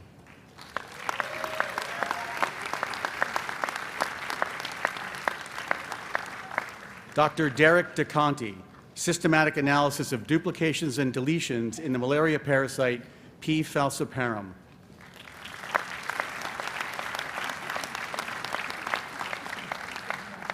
Dr. Catherine Ward Douthright, the cellular consequences of FUS-TLS depletion, a loss-of-function model for amyotrophic lateral sclerosis.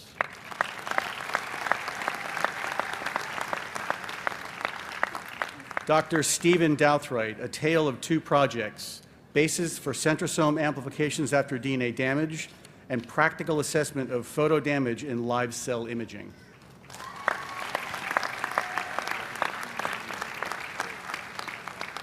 Dr. Wei Tiffany Wang, a population-based perspective on clinically recognized venous thromboembolism, contemporary trends in clinical epidemiology and risk assessment of recurrent events.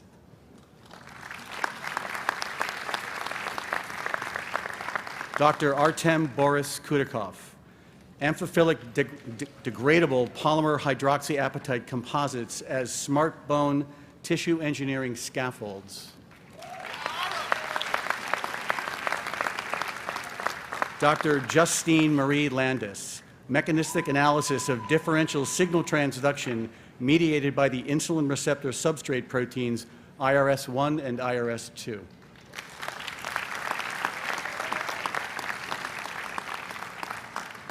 Dr. Rasika Rohatgi, autophagy-independent role for Beclin-1 in the regulation of growth factor receptor signaling.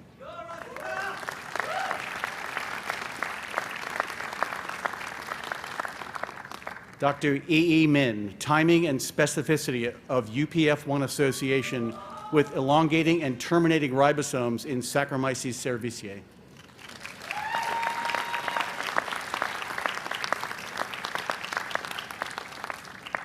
Dr. Raibu Nayar, IRF4 does the balancing act.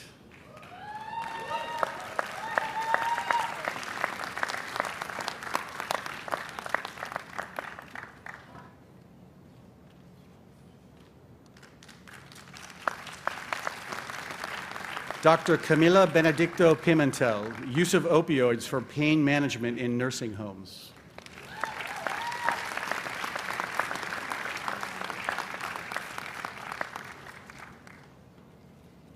Dr. Mihir Shivadatta Rujakar, GLI-IK-BKE requirement in KRAS-induced pancreatic tumorigenesis.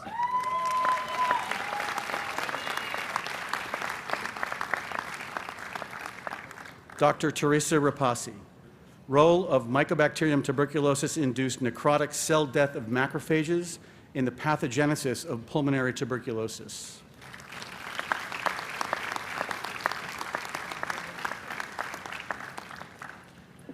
Dr. Christian Roy, putting the pieces together, exons and pi RNAs.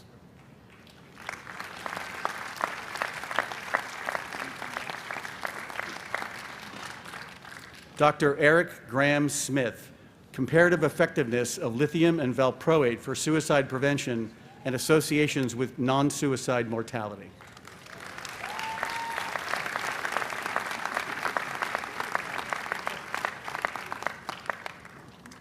Dr. Eric Carl Swanson, higher order unfolding of pericentric satellite heterochromatin is an essential and consistent event in cell senescence.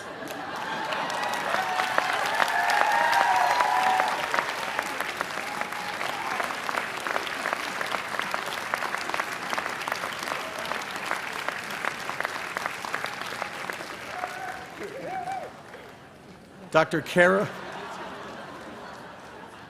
Kara Marie Weissman, approaches and considerations toward a safe and effective adeno-associated virus-mediated therapeutic intervention for GM1 gangliosidosis.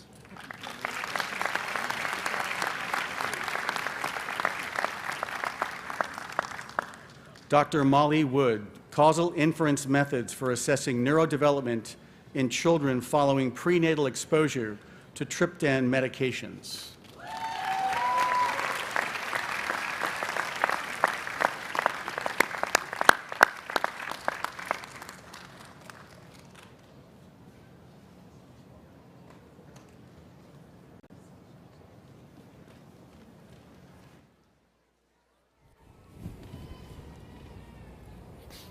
Will all the graduates of the Graduate School of Biomedical Sciences please stand and be recognized?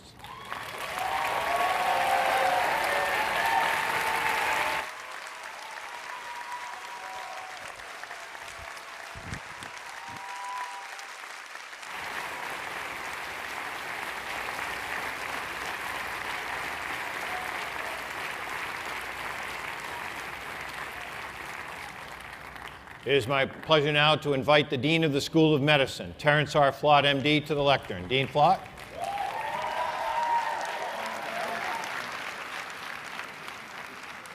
It is now my distinct honor and privilege to introduce to you the School of Medicine class speaker for the class of 2015, Daniel Barry Maselli.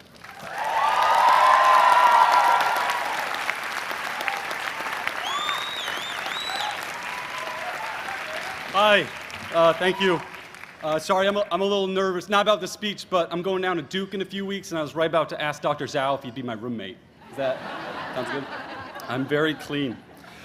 Thank you, Chancellor Collins, President Kunrrads, Dean Flott, our esteemed guests and future roommate, Dr. Zhao, our beloved professors, my fellow graduates, and especially to our families, loved ones, and friends who may or may not be here today, but without whom we certainly would not be. Graduates, it's an honor to address you today. And the administrators have asked that I remind you to fill out your post-graduation exercises evaluation, as its completion is required to be able to attend graduation exercises. That doesn't make any sense. Why did you have me? No. Like a number of my classmates, I knew I wanted to be a doctor from a very young age, more certain of it than anything. For me, it came down to knowledge. See doctors, they knew so much. And I wanted to be that smart too, to have the answers to life's big questions, such as what is heart disease and how many is too many Chipotle burritos? So it was startling to discover during the first few days of my first year here that simply getting into medical school didn't immediately and automatically confer upon me any more wisdom than I'd previously had. If I wanted to someday be as knowledgeable as a resident or an attending, I would have to study like a lot. And just to fill you in, by the way, for folks who are not as familiar with the medical school educational hierarchy, it goes something like this. In terms of clinical expertise, it's a medical student, resident, and then attending physician, with the exception if you're in the OBGYN and women's health department, in which case it goes a medical student, resident, attending physician, a congressman. It's true. Ooh, sassy. But even after finishing the world's most expensive Netflix subscription, or as this university insists on calling it, the 4th year of medical school, it has been even more startling to realize just how little the scientific community understands about the human body, medicine, and disease. Although the signs were there all along, like when during our first 2 years, lecturers would joke, so guys, half of what we're teaching you right now will probably be wrong by the time you practice. We just don't know which half yet. And we'd all laugh and laugh and laugh, to keep from crying. Even our most sensitive diagnostic tests have some inherent non-zero amount of uncertainty when you interpret their results. Kind of like how Worcester's Lake Quinsigamond actually has, and this is true, an acceptable non-zero amount of fecal content. So it's a pretty fitting neighbor for the hospital. After all, in medicine, like Lake Quinsigamond, there's always going to be some level of crap that you'll have to put up with. So mostly, we've just been learning that there's a lot we don't know about patients, our treatments, and even ourselves. Our education does not give us a crystal ball, which is just as well because I'd probably end up selling it on eBay to pay my learning contract off. While medical school affords us many privileges, the privilege of education, of caring for patients, of wearing a white coat, of being around all of you, it also grants us the privilege of uncertainty. Uncertainty is a privilege, because that idea that medical school that it must make me smart, that's a treacherous path towards a medical culture that makes us wary of saying, I don't know, or even, I need help. Uncertainty replaces that with a respect for curiosity and humility, providing fertile substrate for a meaningful and productive and lifelong education. Uncertainty is a privilege because it brings our fears and doubts into focus and renders us patients of our own experiences. Embracing this brings us closer to our actual patients. We should use these connections with those in our care to nurture our empathy. For instance, I try to remember that I, like many patients, was put on a 2-month-long wait list before UMass would let me in. Uncertainty is a privilege because it means these past 4 or more years have been meaningful enough to sacrifice something, likely many things, to complete them. As a result, I know I've put my dedication to this goal on trial more times than I can remember. Those challenges, studying for board exams, arriving early, staying late, turning down social invitations, doing your financial exit counseling, and finding out that all those loans you took out over the past 4 years were, unlike a game of Monopoly, not actually dealing with fake money, but also like a game of Monopoly, and that the only car you'll ever be able to afford is about the size of a thimble. Those challenges made me question this path that I had thought I wanted since I was a chubby, asthmatic 7-year-old with a bowl cut who sometimes tucked his sweaters into his pants. And much like that image, self-doubt is uncomfortable to think about. It can be downright scary. Sometimes I didn't know what to believe, just like the time Chancellor Collins told me there was no residency in reverse psychology. But each uncomfortable pause, however momentary, that makes us ask, was this worth it? That's just further proof that it was. Like bone that is daily broken down to be rebuilt healthy and strong, so too does uncertainty put cracks in our resolve to empower us to build it back up more fortified and resilient than ever. Uncertainty is a privilege because it means we're aware that others have made tremendous sacrifices to help get us here. My mother, who pushed me to be the very best version of myself, allowed me to strive to do the same by putting a premium on scholarly pursuit, funding my high school and college educations when she could, and taking out loans from my grandmother when she couldn't. Residents, fellows, and attendings, those tired, overworked, white-coated ghosts of missed Christmas's future, they took the time out of their busy schedules to shepherd us through our clinical years. Our patients and their families, just as tired and overworked, gave up comfort and privacy for the sake of our educations. This goes all the way back to our very first patients, our anatomy lab cadavers, who literally gave all of themselves for our learning. These people who scythed a path before us or linked their arms with ours and marched at our sides or tirelessly pushed us onward from behind. They have enabled us to be surrounded by love every step of this journey. And when that shifts the question from, is this worth it, to, am I worthy? That's a privilege too. Uncertainty is a privilege because it creeps in through our ears and nose and eyes and burrows deep, makes a home among our nodes of Ranvier, our islets of Langerhans, our crypts of Lieberkühn. And in doing so, uncertainty isn't a symptom of inadequacy. On the contrary, it immunizes us against complacency. It says, study a little harder, check in again with that patient, broaden your differential, seek the wisdom of others, and above all, be humble. In short, it makes us better physicians. Indeed, to be uncertain is to do the very thing this wonderful place has been trying to teach us to do since day one of our doctoring in clinical skills course. Ask questions, often. The more open-ended, the better. But in the end, my friends, amidst that privilege of uncertainty, there are a few things of which I'm quite certain, yet which remain no less of a privilege. In medical school, whether we were breaking the bank, bad news, or sterile fields, we did so alongside the most talented and hardworking peers, challenged by the most caring and dedicated instructors, and inspired by patients gracious enough to let a fumbling and awkward medical student pretend to know how to use a stethoscope and a clownishly oversized white coat while asking about their most intimate medical histories.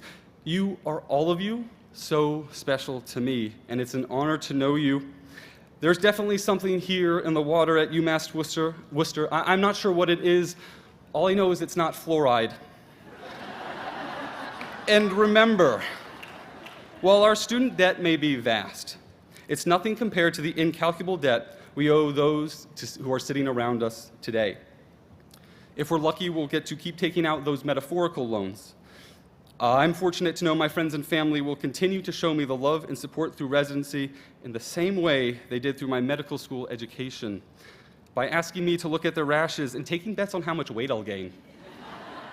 Ultimately, our education, it's not a price tag. It's not a bunch of test scores or a framed piece of paper. It's also not over. So what exactly were these past 4 years then? Again, I can't say for sure, mostly because the question wasn't framed in a multiple choice format, which is all I can really do at this point. So I don't know, but that's okay. There's always some inherent uncertainty that we have to accept, actually, that we should celebrate in medicine, and what a privilege that is. Thank you, congratulations, and good luck to you all.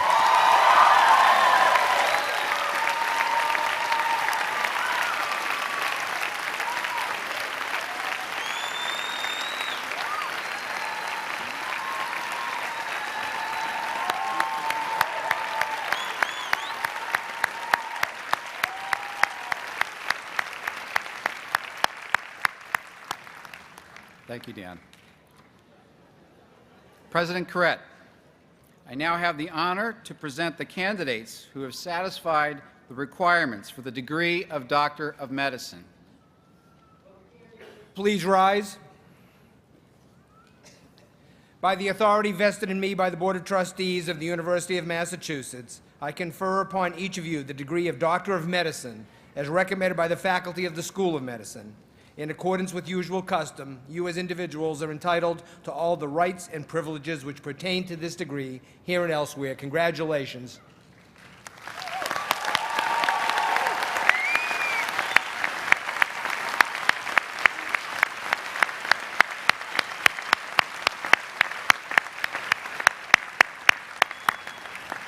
Now will Doctors Carruthers, Bugnair, and Nealon please come forward, and the MD PhD mentors rise and move in order to meet your graduate.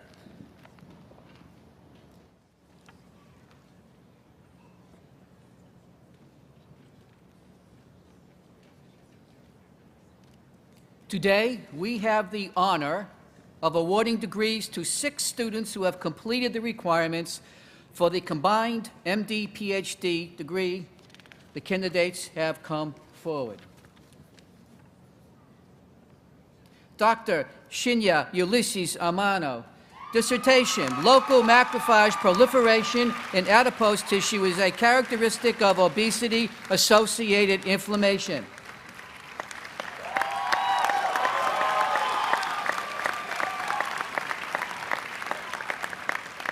Dr. Rachel Marie Bouillon-Corbett, dissertation, adjuvant-specific serum cytokine profiles in the context of a DNA prime protein boost HIV-1 vaccine.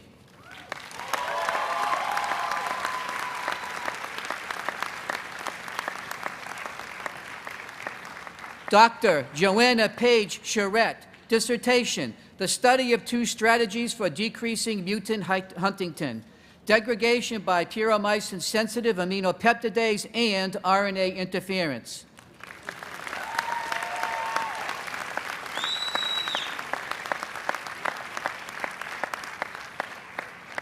Dr. John Kaminsky, dissertation, suppressive oligodeoxynucleotides inhibit cytosolic DNA sensing pathways.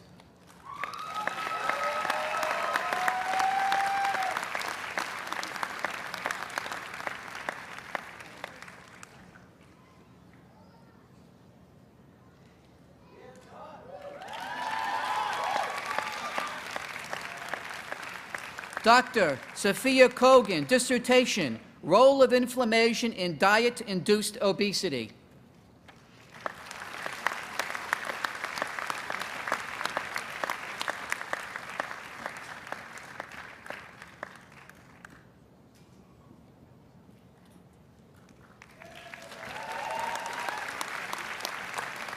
Dr. Sarah Shepard, dissertation, application of a naive Bayes classifier to assign polyadenylation sites from 3' and deep sequencing data.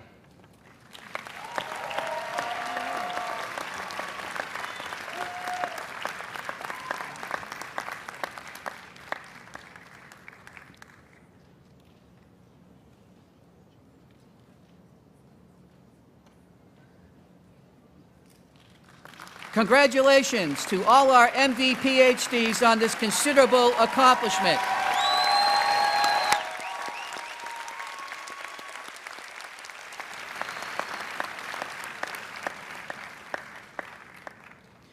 For several years now, medical education here has taken place in small communities comprised of students from all 4 years of medical school.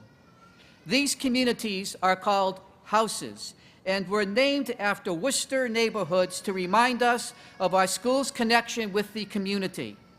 Students in these houses are mentored by faculty who closely follow their academic progress and professional development.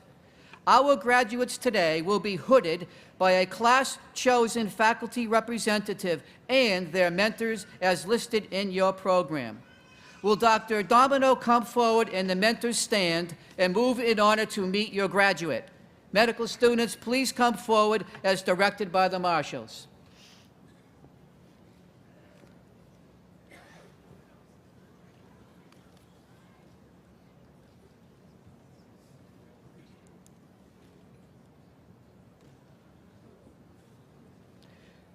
Blackstone House, Dr. Narisha Patricia Duchin.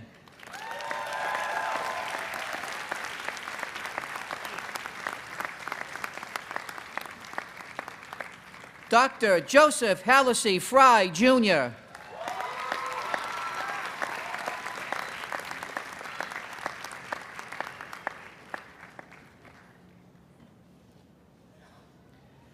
Dr. Chelsea A. Harris.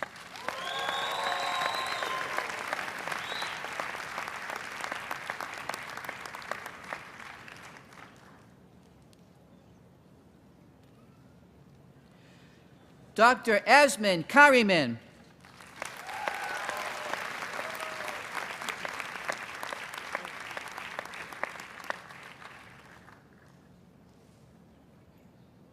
Dr. Caitlin Lawrence.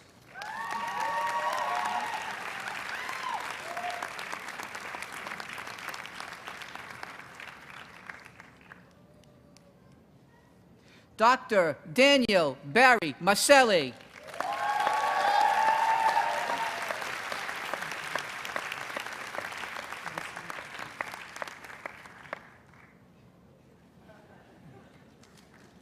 Dr. Aditi Alawat.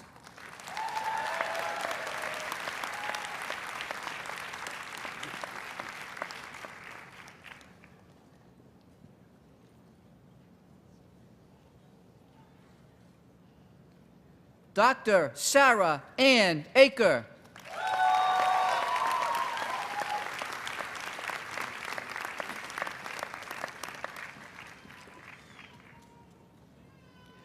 Dr. Oksana Babchenko.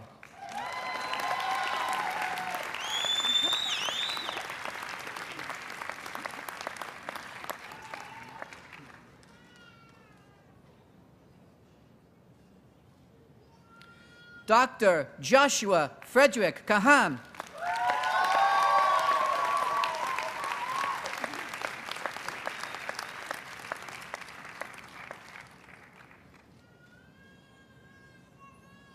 Dr. Carrie Ann Lynn Noble.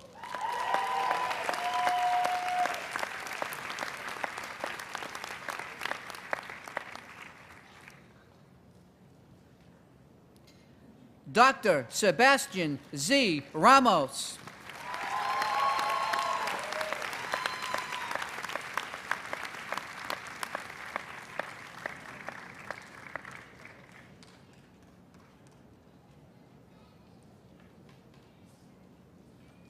Dr. Lauren Nicole Bedrosian.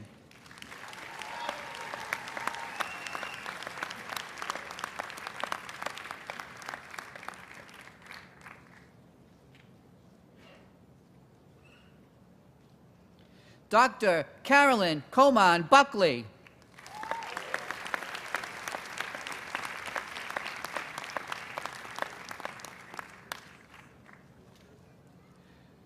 Dr. Lorena Dolani.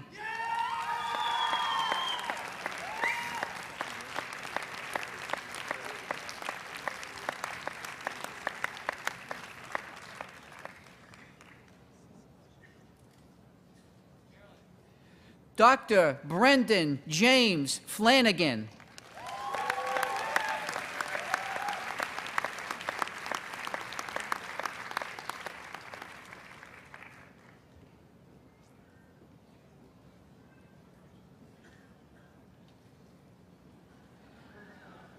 Dr. Jessica Lum No.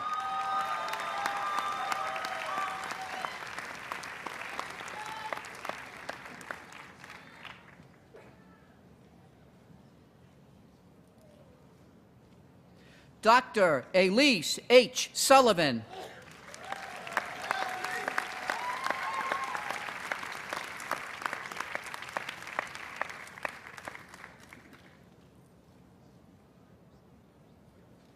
Dr. Karen R. Tenner.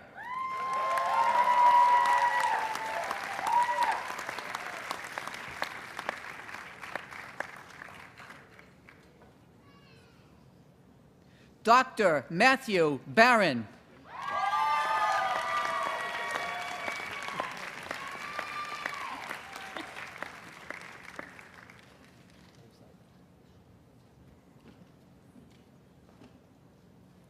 Dr. Sydney Marjorie Hartman.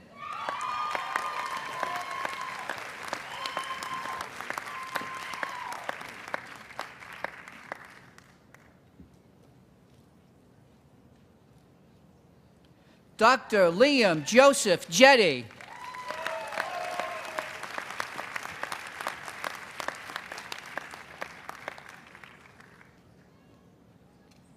Dr. Sarah Grace Reynolds.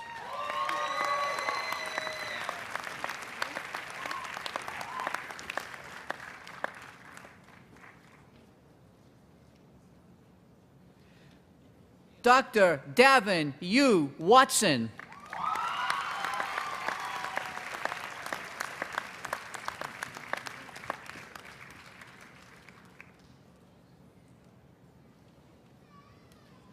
Dr. Carrie Chong Wu.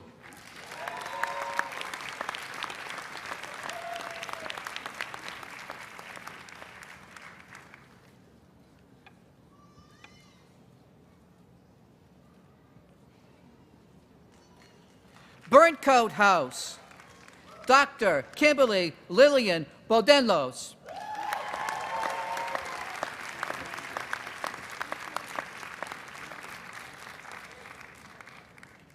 Dr. Patrick DiMartino.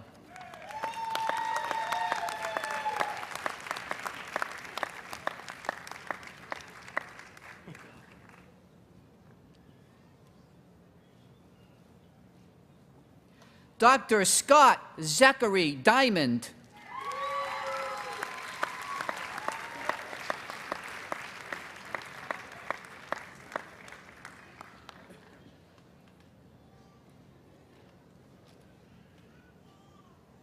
Dr. Sharon X. Lee.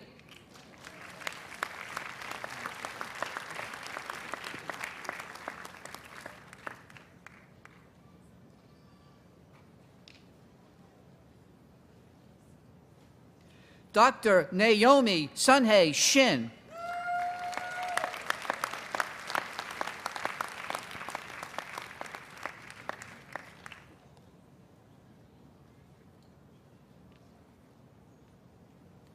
Dr. Avinash Manikam Sridhar.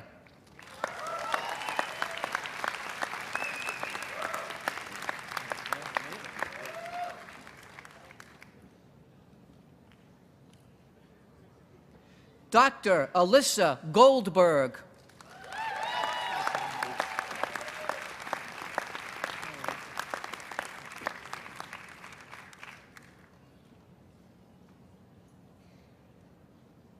Dr. Kristen Marie Liska.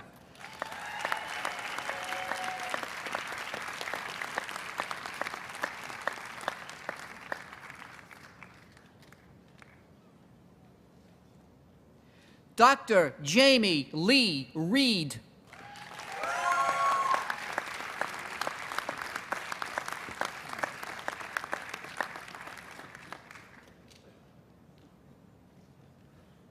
Dr. Kyle C. Wu.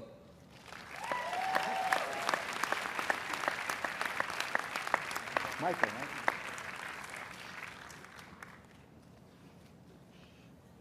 Dr. Michael Charles Schwartz.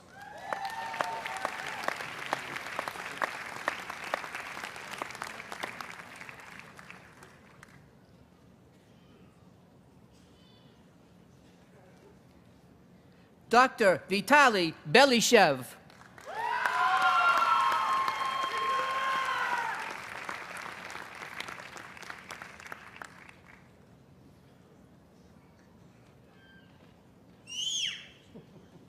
Dr. Kimberly Ann Cullen.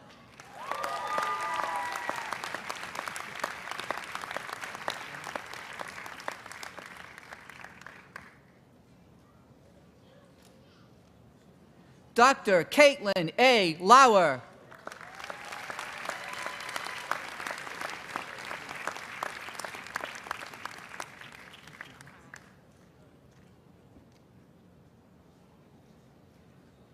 Dr. Naveen Nasser Godse.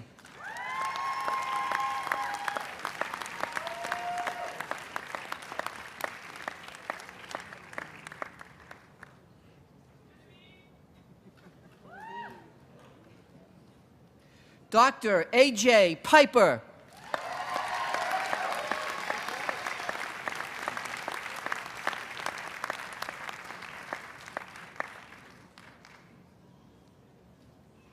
Dr. Nikhil Hemal Shah.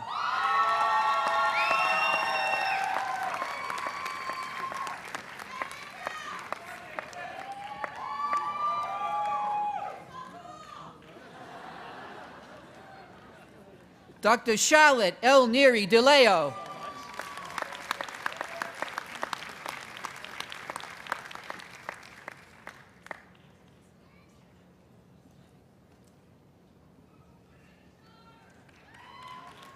Dr. Amanda L. Gonsalves.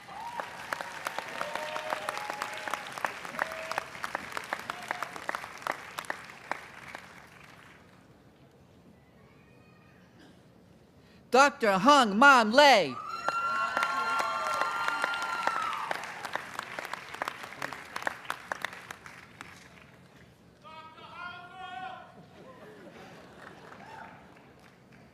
Dr. Kevin T. Pellan Jr.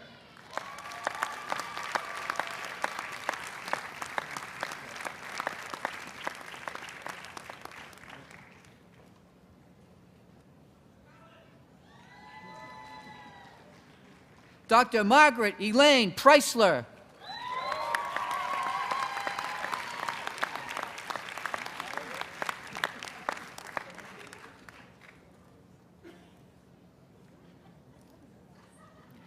Dr. Vivek Venugopal.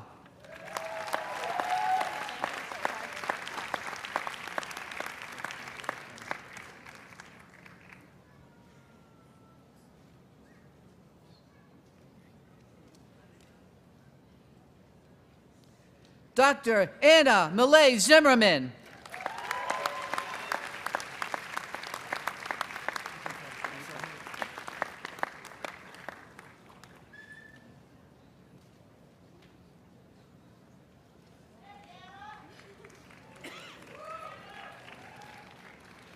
Kelly House. Dr. Anchan K. Ngafiyadata.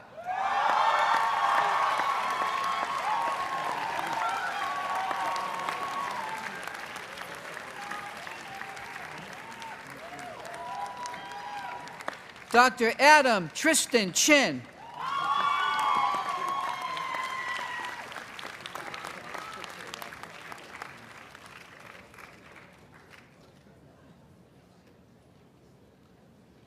Dr. Anthony Christopher LaRusso, Jr.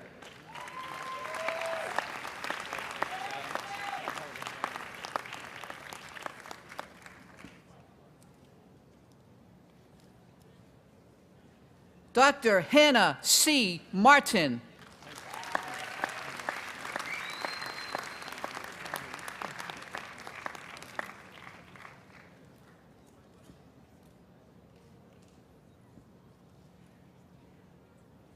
Dr. Nicole Rose Mushero.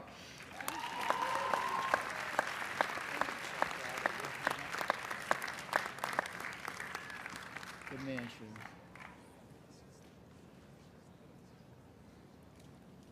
Dr. Shu Yang.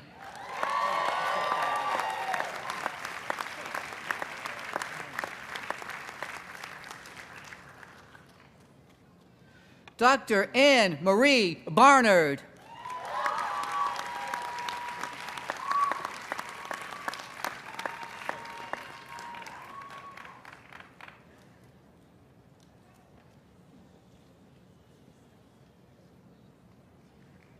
Dr. Ashley Ames Faden.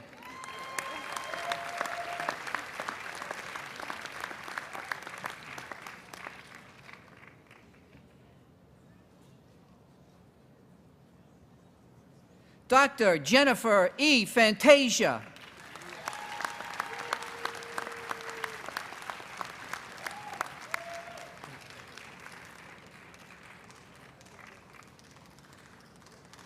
Dr. Madeline Marie Fiore.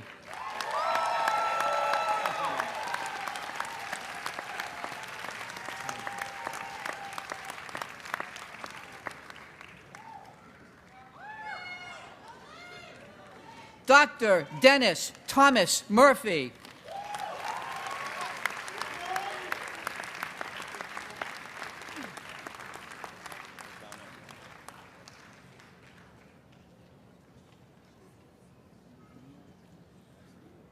Dr. Reem Ali Abu Libde.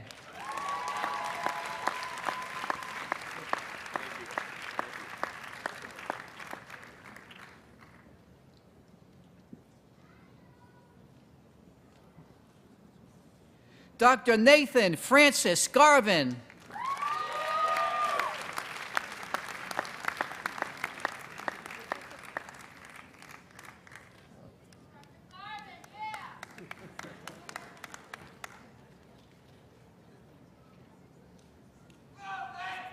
Dr. Prachi Nithin Gardiwala.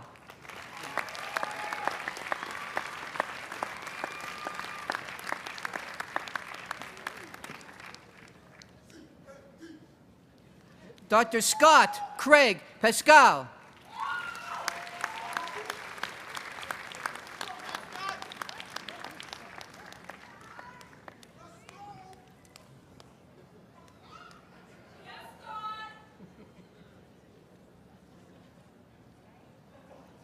Dr. Melissa Betts Pergakis.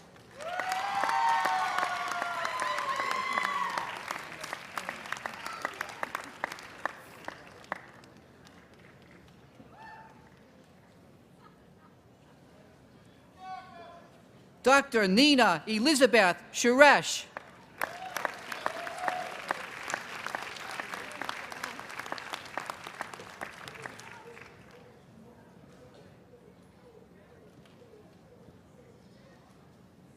Dr. Zainab S. Abdul Rahim.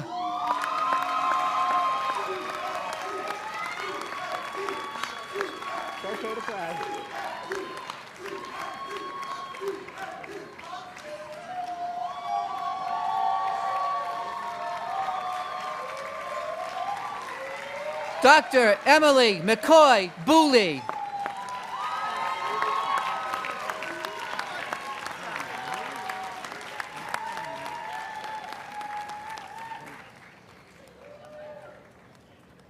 Dr. Emily Claire Kaditz.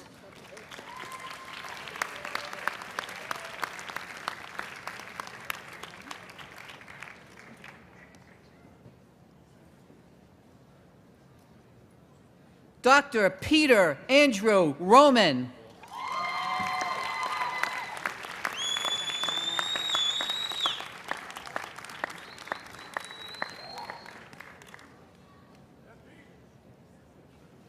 Dr. Matthew Sloan.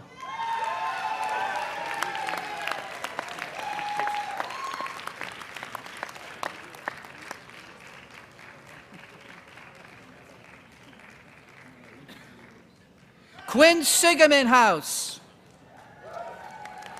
Dr. Apurva Amit Akkad.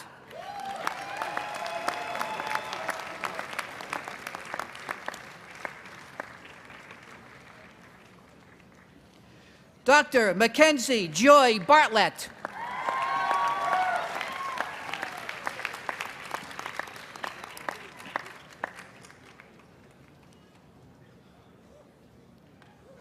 Dr. Laurel Karen Diezik.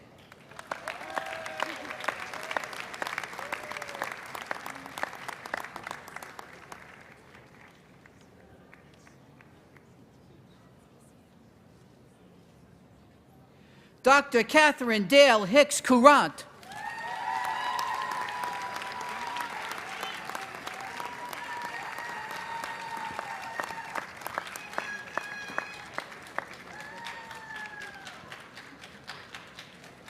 Dr. Ezra Borogovats.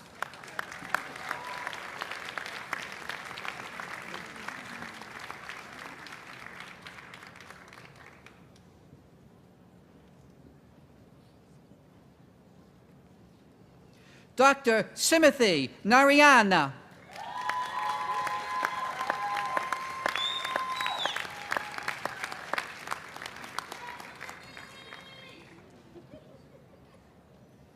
Dr. Jonathan David Perlino.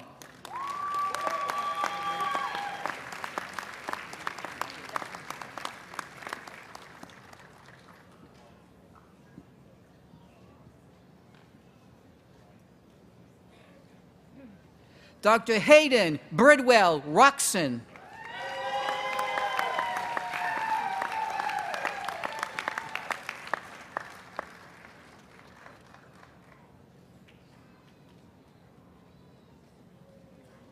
Dr. Lisa Ruth Solstein.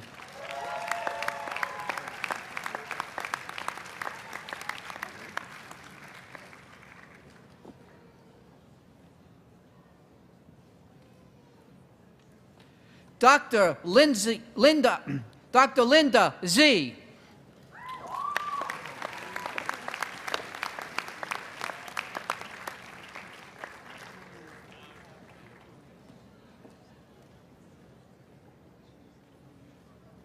Dr. Mark Daniel Nobel.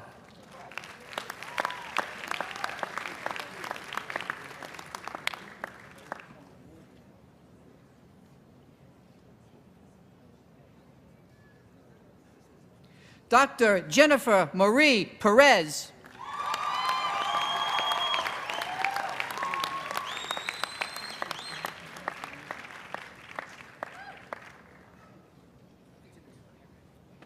Dr. Margaret Pyle.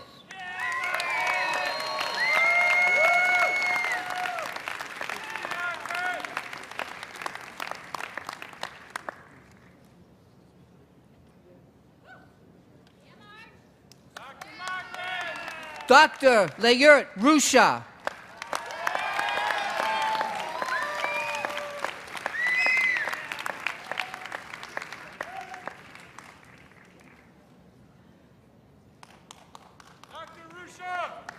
Dr. Komal Shah.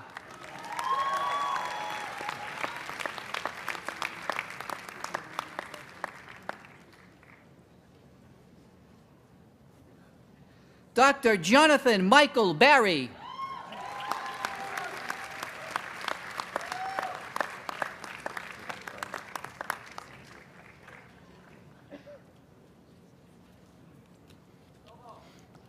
Dr. Lily Wei Chen.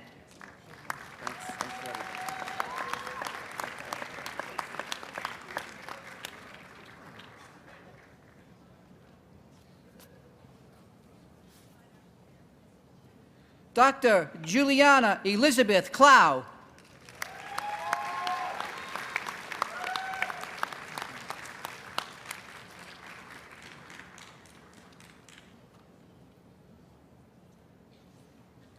Dr. David Matthew Ramsden.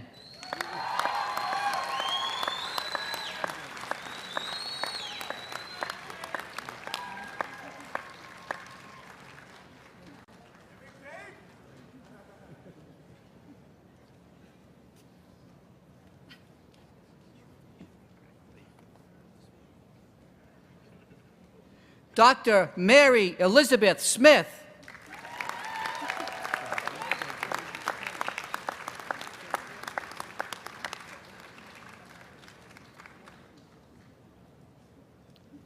Dr. Emily Grace Senotelis.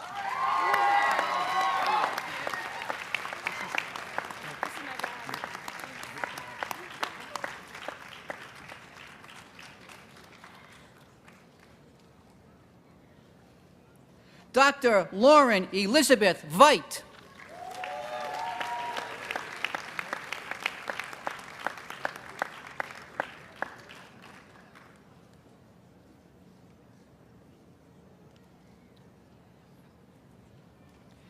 Tatnick House.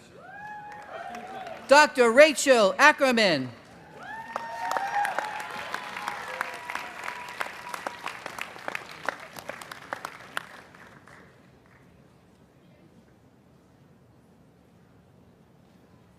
Dr. Eli Colin Fryman.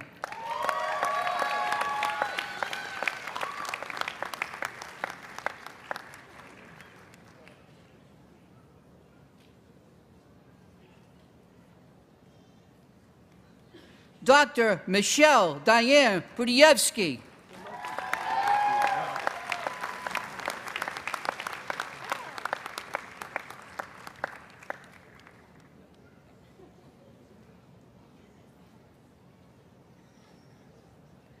Dr. Kristen Marie Smolinski.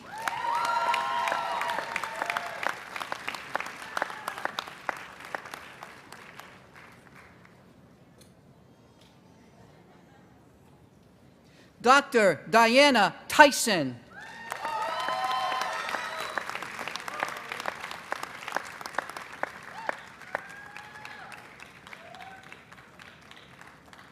Dr. Abbott Cotton Whitcomb.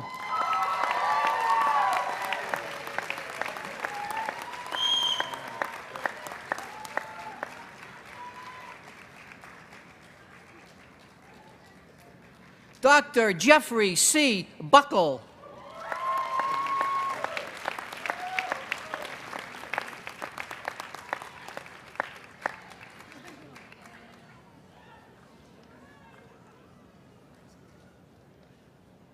Dr. Jonathan David Eisenberg.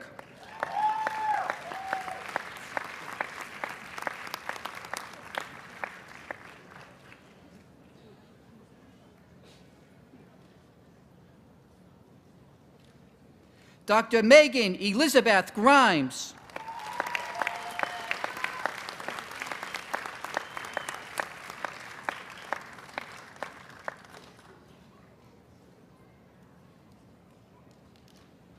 Dr. Elizabeth Mary Tachi.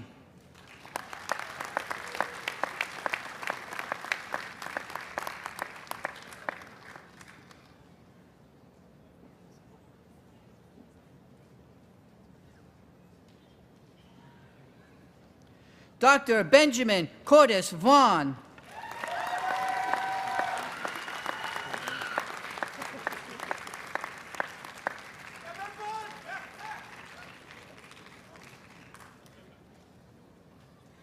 Dr. Justin Leonard Chapman.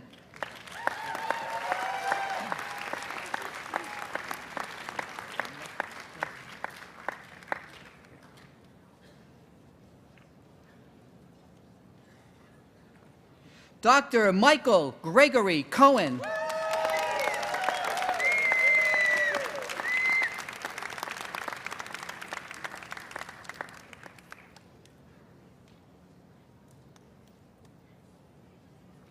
Dr. Pamela W. Liu.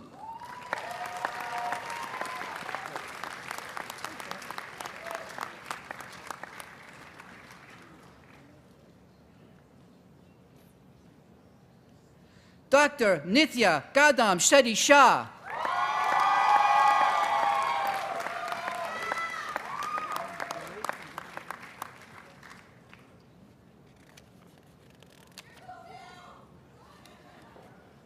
Dr. Kara Rachel Weinstein.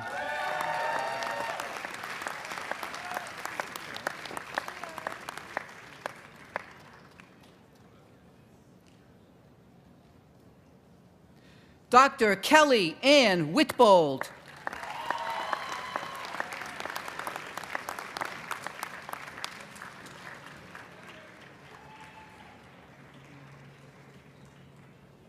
Dr. Megan Elizabeth Gibson.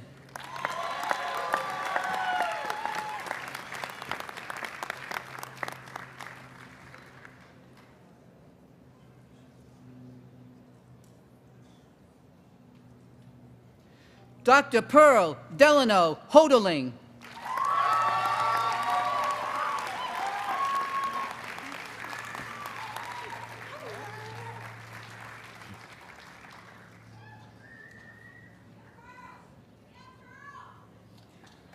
Dr. John Christopher Madoa.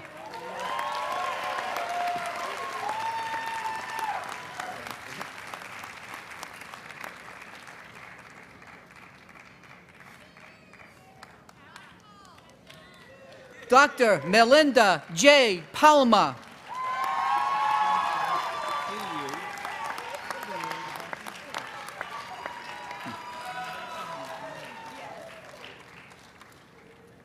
Dr. David Anthony Radcliffe.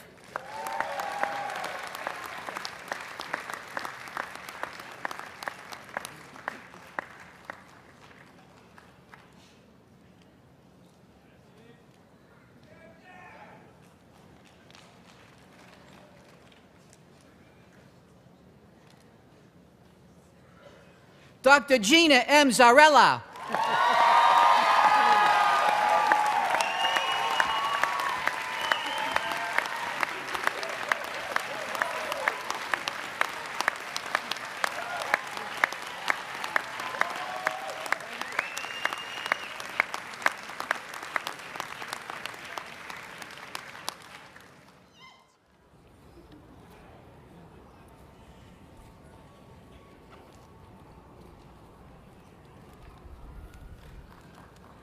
Will all the graduates of the School of Medicine please stand and be recognized?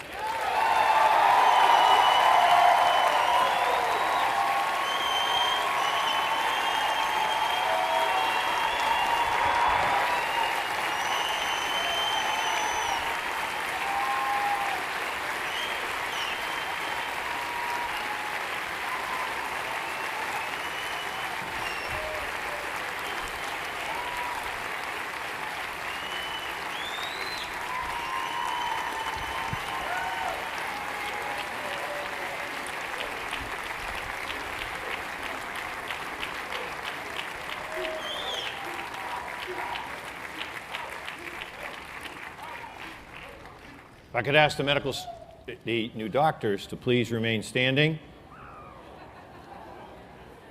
It is now my pleasure to invite Dean Flock to the podium to lead the recitation of your oath.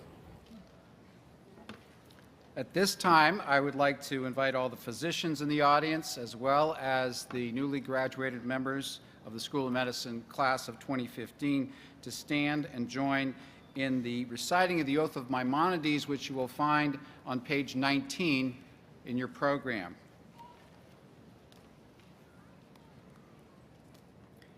Thy eternal providence has appointed me to watch over the life and health of my fellow human beings. May the love for my art actuate me at all times. May neither avarice nor miserliness nor thirst for glory or for great reputation engage my mind. For the enemies of truth and philanthropy could easily deceive me and make me forgetful of my lofty aim of doing good to my patients. May I never see in the patient anything but a fellow creature in pain.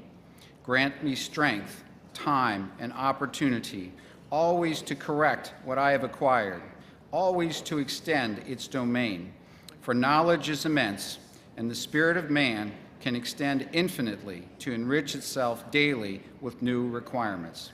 Today, we can discover our errors of yesterday, and tomorrow we may obtain a new light on what we think ourselves sure of today. I have been appointed to watch over the life and death of my fellow human beings. Here am I, ready for my vocation, and now I turn unto my calling. Congratulations.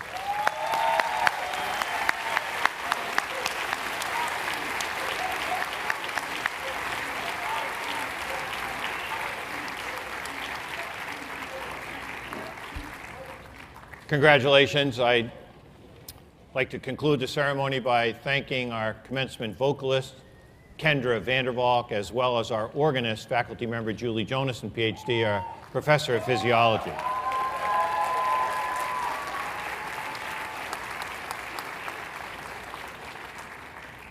Now, you won't believe it, but we have a group of people in the command center across the way here who have been watching the radar. It is raining literally everywhere else in Massachusetts.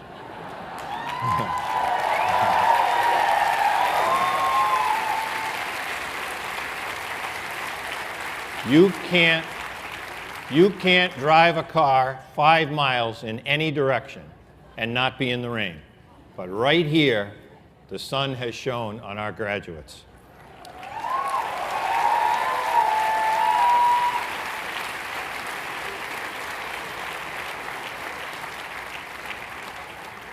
It will be raining here shortly, but we do have time for a recession. So if I could ask all of our guests to please remain in your seats until the platform party and students have left the tent. I now hereby declare the 42nd Annual Commencement Exercises of the University of Massachusetts Worcester hereby closed. Congratulations.